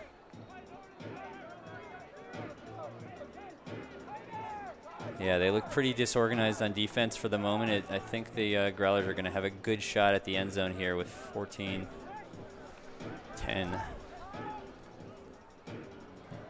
Probably going to be a big hammer or something. Turner. Might be the last throw. Here's the hammer. And Fine deflects it. The bid not quite there for the Growlers. A big D to end the 3rd for San Jose. Great D by Fine. They had a second effort at it, the Growlers did. Here comes the replay. But he ran into his own player and was unable to get that second effort. His player bidding landed on his leg as he went to lunge for it again. That was too bad. Well, that'll take us to the 4th, and that could have really been a big point for San Diego. It stays at 5, and San Diego will pull to start the 4th. We'll get that action on the other side of this break. You're watching the Spiders and Growlers. It's the AUDL live on Twitch.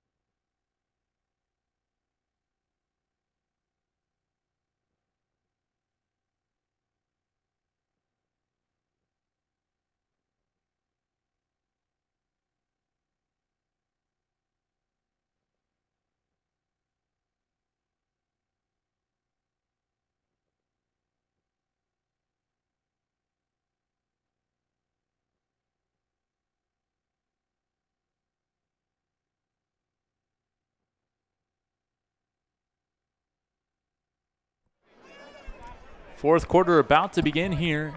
San Jose will be receiving the disc, making that D from fine all that much more important to end the third quarter. Oh, yeah. They feel real lucky that they are up 5 right now rather than 4. They had the disc with 1 minute left, getting pulled to, and gave it up and almost got scored on, but great D by Fine.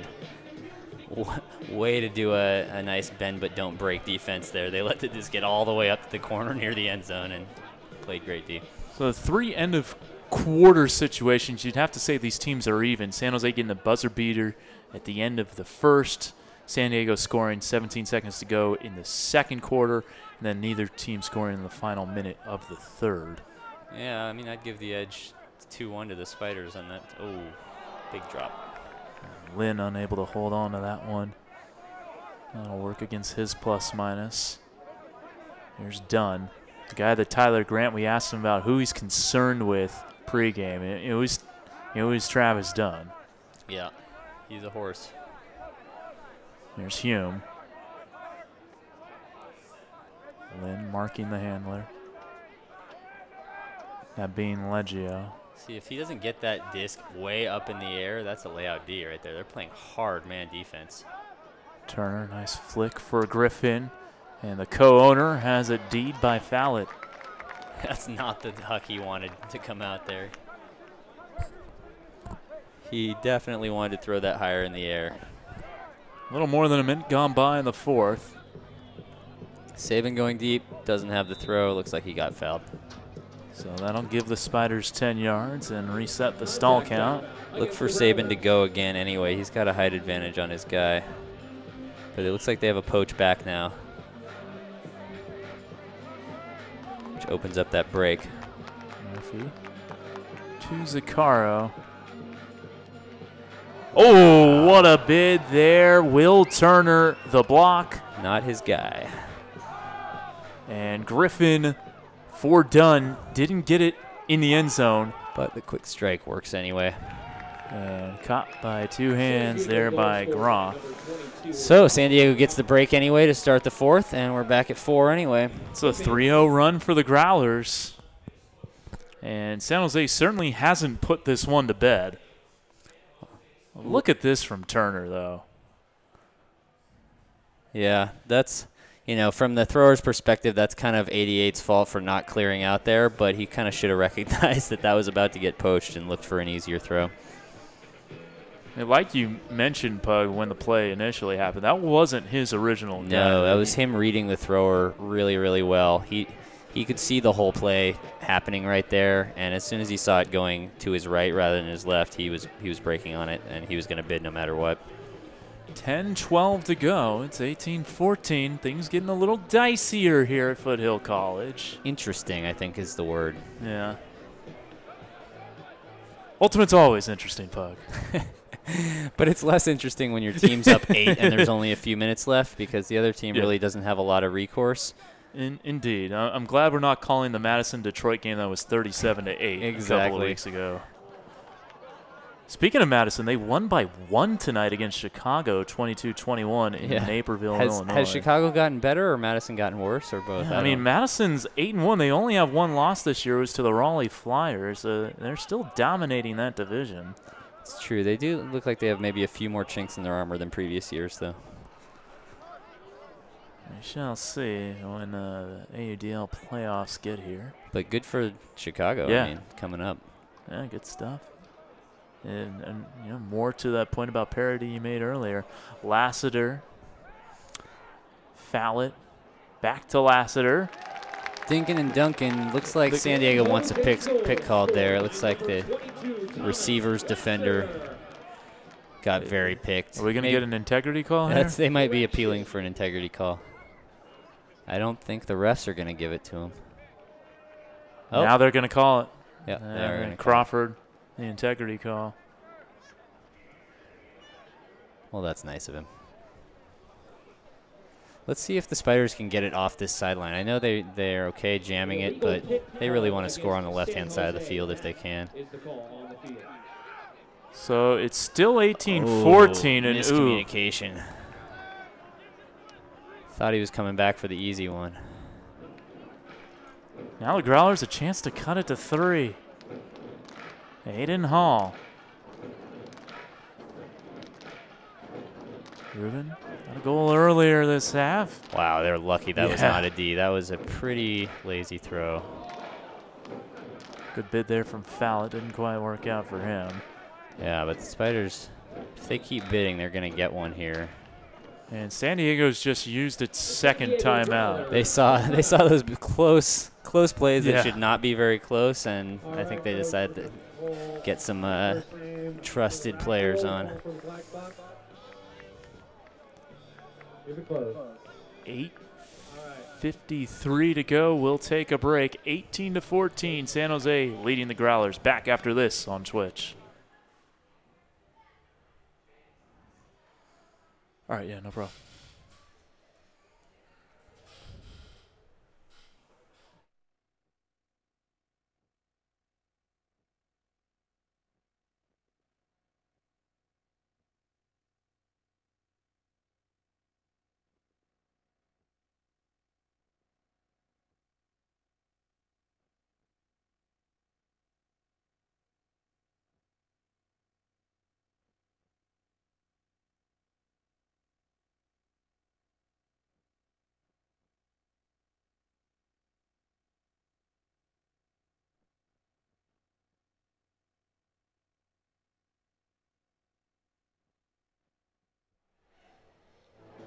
Growlers a chance to cut it to 3 here, trailing 18-14. Kevin Dana alongside David Anderson. Growlers just calling timeout. What do you expect to see here from the Growlers down 4? I think we're going to see the same thing we've seen previously when they've had it past half field after a stop disc. They're going to run an ISO basically first with that handler that's back there, and then somebody from the stack is going to cut breaker open side. It might just be a read based on where the defense is, but they're going to use that big wide space off of that first handler cut and see if they can get an easy score. It's pretty hard to defend if it's read correctly by the offense. A little more than 3 minutes gone by in the 4th. 8:53 remaining. Still plenty of time for the Growlers to get back in this. They love those easy breaks. There's Fontaine.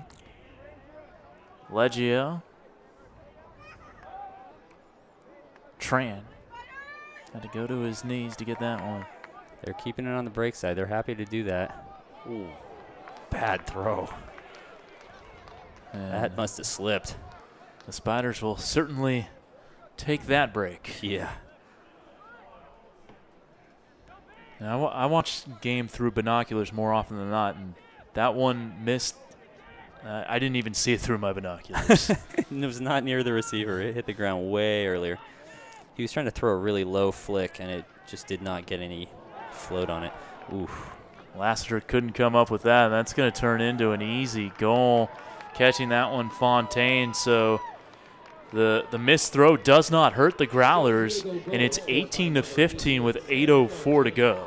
Yeah, Lassiter not happy with himself walking off there.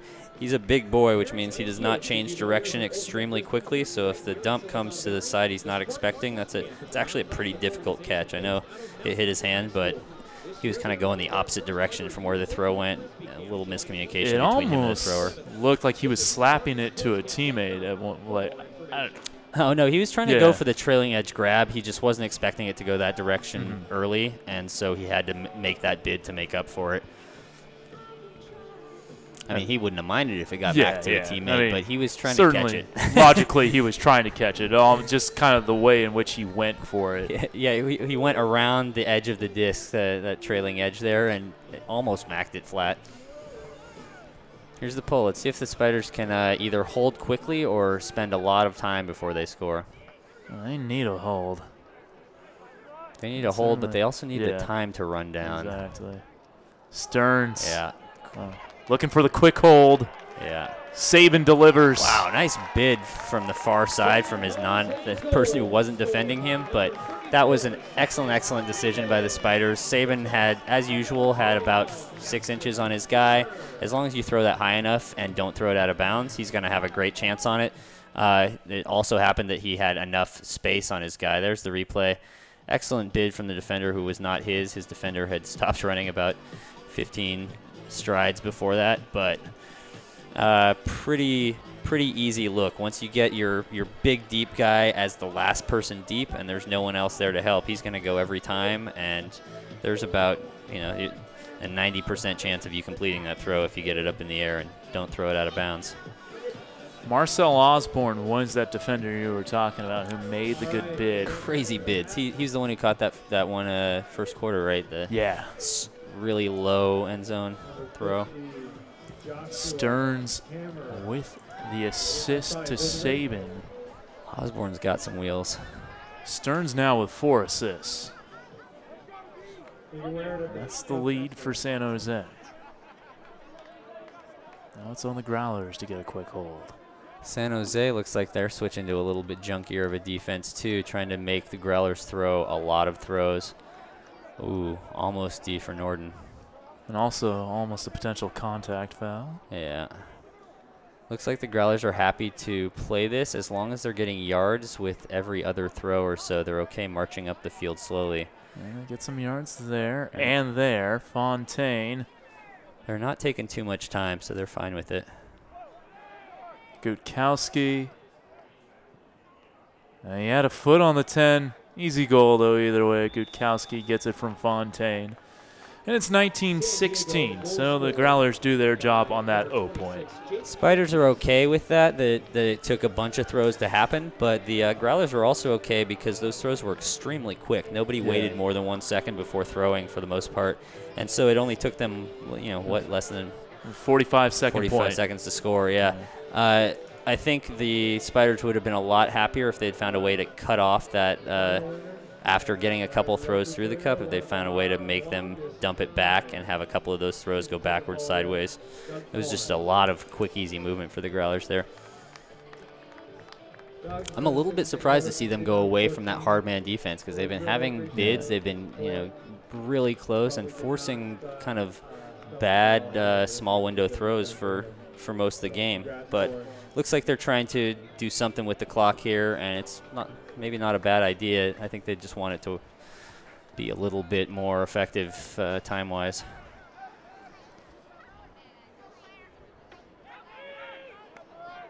Murphy to Sakaro. Started with Chang and goes to Young. They're going to give Saban those easy unders because they're trying to shade him deep now so he doesn't keep getting the easy deeps. Look at his defender running with him, trying to stay ahead of him already. Stearns which means he's going to have an under every time, just like the Cascades game we called. Spiders certainly wouldn't mind a lengthy O point here. Yeah, they're getting some of their big deep cutters coming under again. Stearns finding Young. The defender fell, leads to an easy assist to Chang. Spiders super happy with that point. No really difficult throws, no really contested catches, just easy movement. I think the key there is, as I was mentioning, is Nick Saban's cut, because he had gone deep a couple of times successfully, and it's clear his defender was trying not to let that happen again, was really shading him deep, trying to stay even with him as soon as he started running deep. And if a defender tries to do that, they can't catch up with you if you stop and turn under right away. And so Saban saw that was happening and got that 20-yard under that made that an easy score. Spiders by 4, just about at the midpoint of the 4th. Young came into this game with 6 assists, a nice completion percentage of .967 for the UC Davis guy. Missed last year with an injury. Former San Francisco flamethrower, played for SF in 2014 and 2015. This disc will roll out of play. Here's a defense the Spiders like to do, and it's pretty common in the ADL, is pulling it short but on the sideline so you can set up a trap. If you try to do that too far, they would get the disc off and move it before you could set the trap up. Interesting start to the zone. And Growlers easily break that initial trap.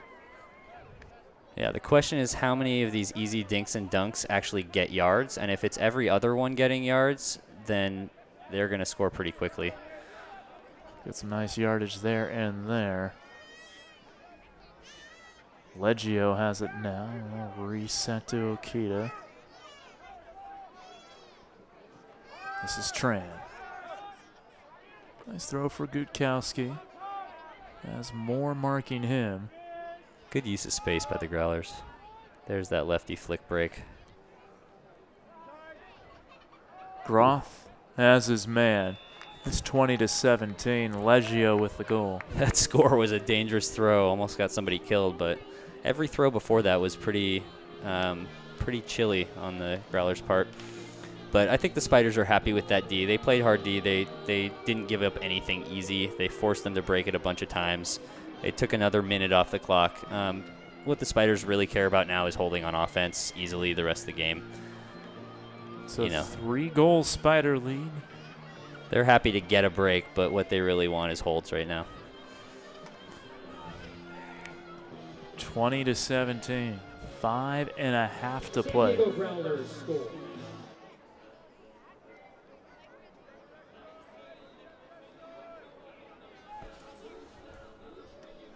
The official goal scored by the Growlers, number 13, Don Leggio. It's definitely more interesting than if it was an 8-point Spiders score. Yeah. Or lead, but.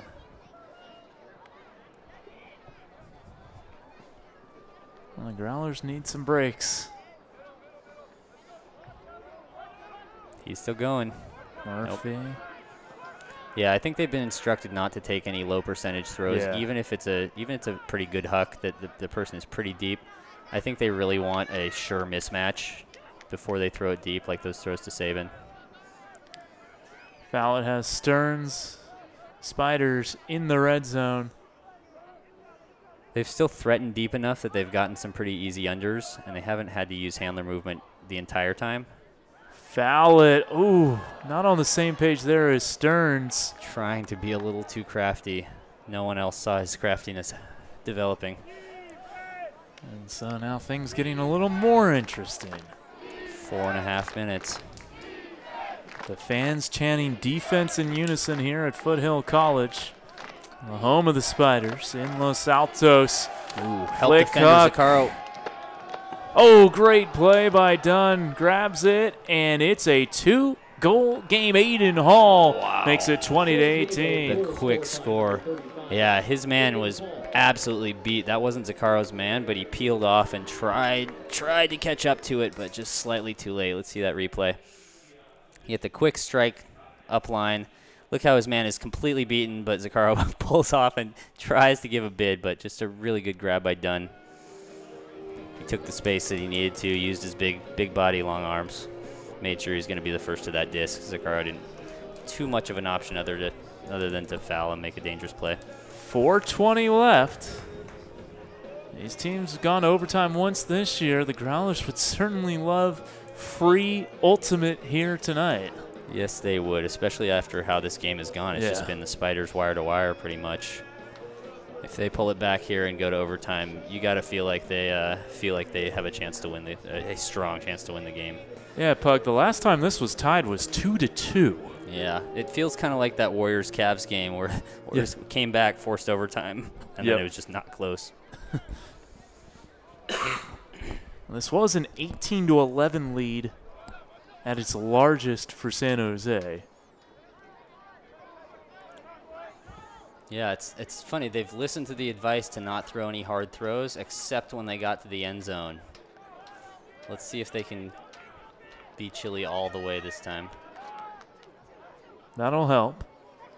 Foul it to Norden. Good movement here. So far, they're taking the easy for sure. They've had some looks deep that they normally would have taken.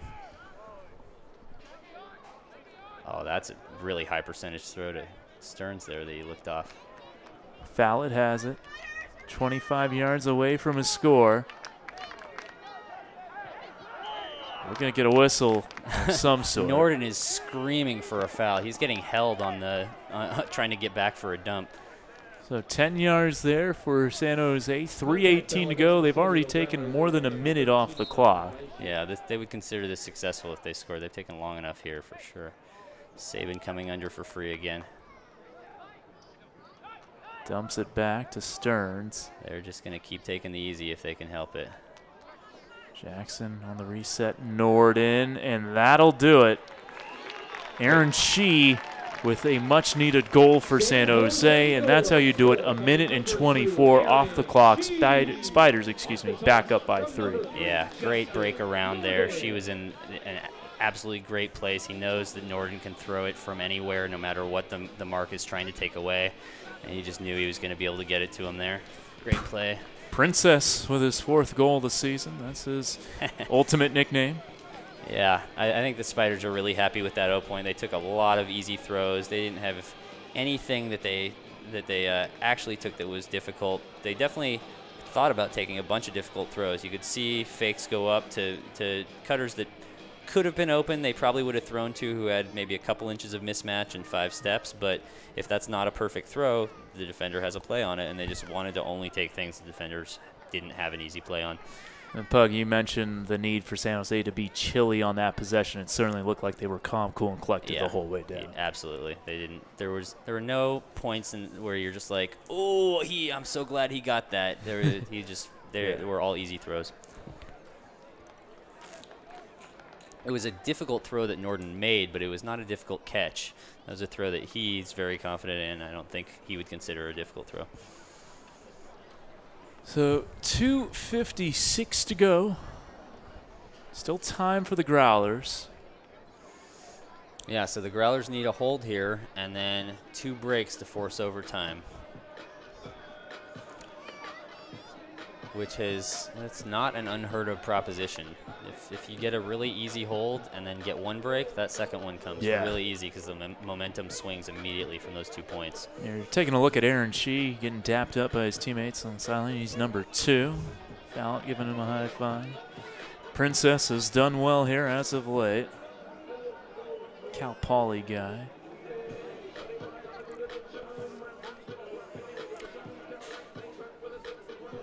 Getting down to crunch time, and the crowd feels a little bit concerned right now. Yeah, you can see. I think these fans would just be happy to walk out of here with a 5-5 Spiders record at this point. You can tell they're used to being up 5 or 6 all night. Yeah. Oh, great D. Put just enough pressure on him that it made it a difficult catch. We're next door to the statisticians here, and I just heard him say, "Give him the D." He's giving him the D. Probably could have caught it, hit his hand. It wasn't actually technically a D, but I'm glad they give it to him. Yeah, that'll be Herning who gets the credit for the block. He definitely should get credit for playing extremely good defense one way or another. Oh, that was a bad look for Moore. He was looking for Lassiter, blocked by Okita. It's so easy to not turn your head and see if there's anyone up in that spot if you lock on to that handler. The Growlers still with life. Not just life, they're cooking. Moving it up the field. Done to Ham. And it's a 2-goal game again with 1:58 to play. Crucially, that was still just a hold for them. Yeah. Right. So the Spiders had a chance to break back there and didn't pick it up. But they still know that as long as they hold on offense, they're going to win. Not comfortably anymore, but at least win without it being a universe point kind of situation or an overtime situation. Yeah, first overtime is 5 minutes. You play it the whole way through. Then you go to a universe point in the second OT. And that's what the Growlers thought they were going to be playing for last week against San Francisco. That's right. Before that buzzer-beating bid from Cohen. That's right. Let's see how much the Spiders really just play swing the disc around, just play keep away here. The Growlers know that the Spiders are going to kind of default to that, and so let's see if the Growlers try and put on any kind of special. Yeah, they're gonna trap it on the sideline there.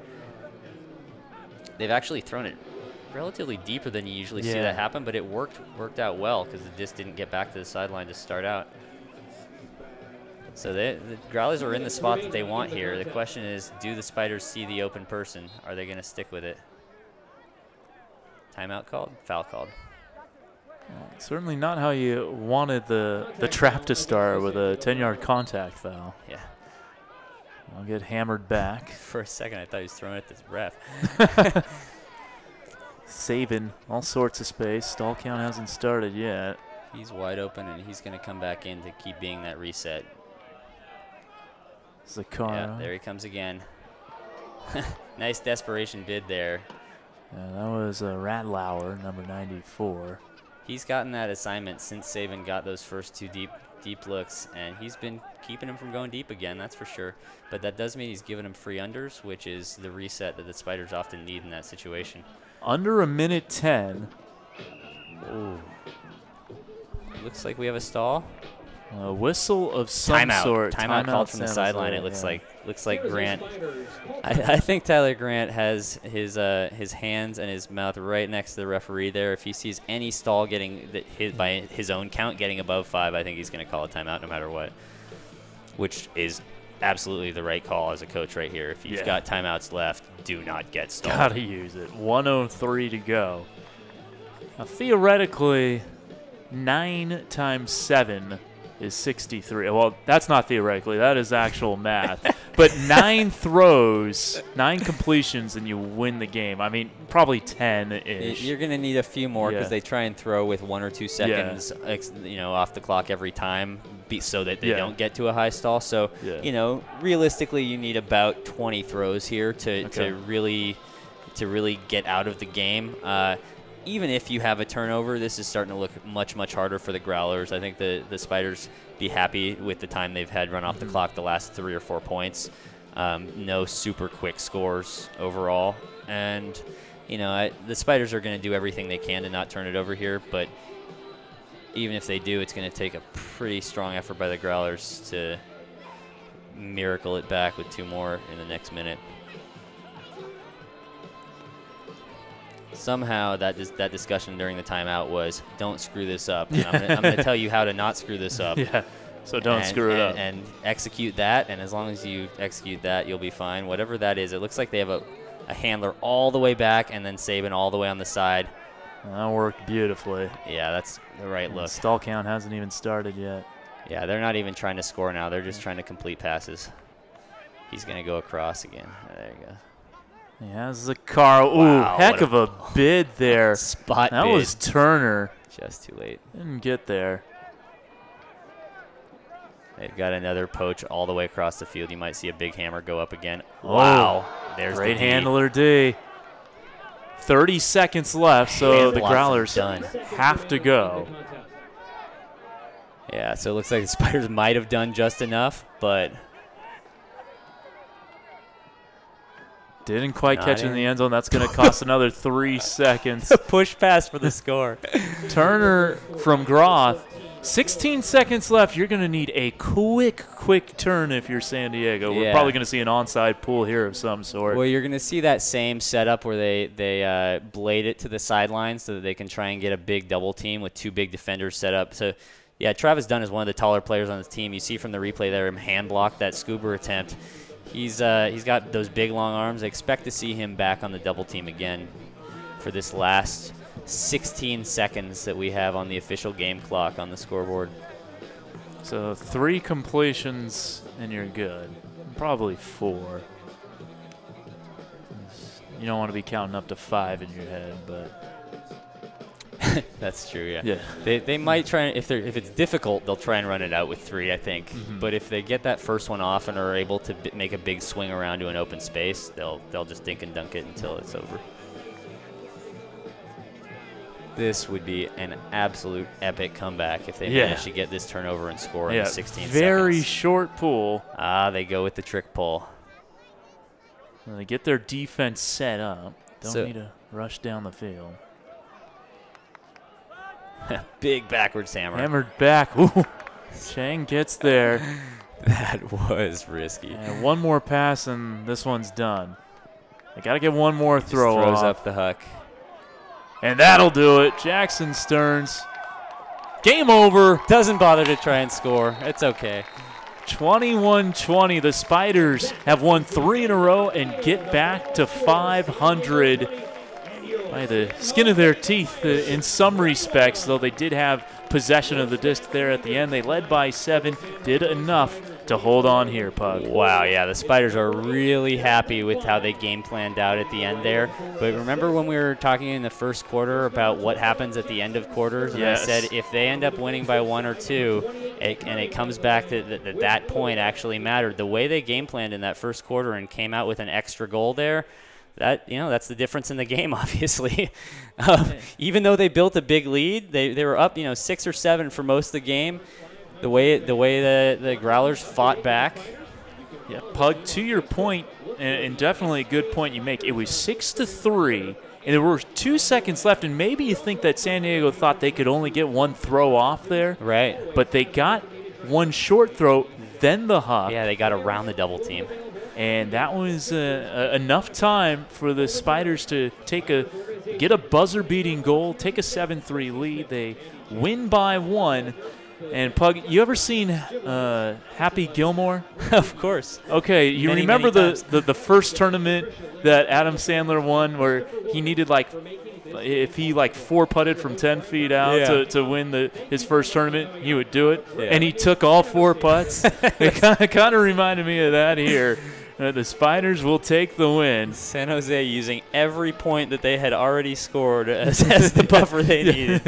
And more importantly, they get the tiebreaker over San Diego. That's right. They now have a 2-1 season lead over San Diego, so they know that if they both end up 8-6, that's probably the most likely scenario, I think, where the tiebreaker would matter. If they end up in that situation, they're going to come back and be happy that they game planned those end of quarter situations the way that they did.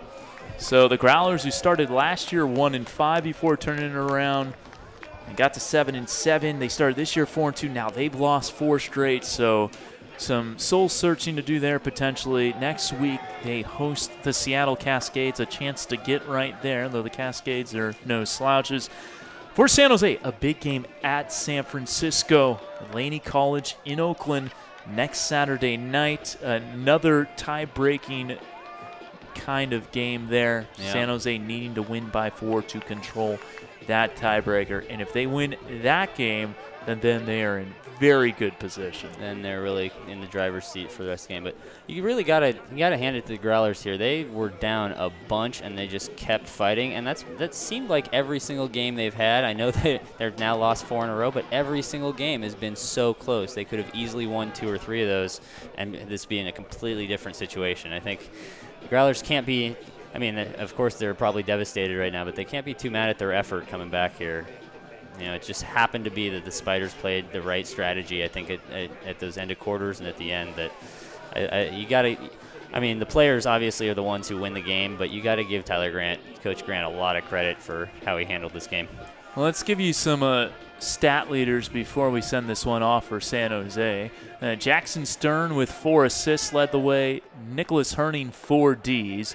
Fine with 3 goals and a +6, and Norden with some nice defense. Though he did have 4 throwaways, but Norden doing a great job in this one. Got a block, and then Norden also getting a goal, 33 catches, and in addition to 2 assists. So what are Saban's stats? Let's take a look at Saban. Saban, he had 16 completions. Receiving-wise, Saban had 2 goals, 19 receptions, and that's what he was able to do. His plus-minus, as we take a look at Saban, was a +1 in this one, but he had some big plays. Yeah, he is such a key for them because he's that big, deep threat that really forces the defense to respond, and he just kept getting those unders when it seemed like the defense was going to, get a high stall, force a difficult throw. He would suddenly turn under and just have a wide-open stall 5 release for 20 yards. That completely resets how the offense works, and I think it was the real key. But first, he had to go deep and get those scores so that they would really start playing him deep and open that up. Great work there. He's my MVP. Well, that will do it. You heard it from Pugs. Saban, the MVP of this one, as the Spiders win their 3rd in a row, improve to 5-5. The Growlers drop to 4-6. For David Pug Anderson and our technical director, Jesus Avila, I'm Kevin Dennis saying so long from Foothill College. Catch the Spiders next week online, their web stream, produced by the Flamethrowers production team, as San Jose will look to get to 6-5 with a game at San Francisco. Thanks for watching the Spiders. You've been watching the AUDL live on Twitch. Have a good evening, everybody.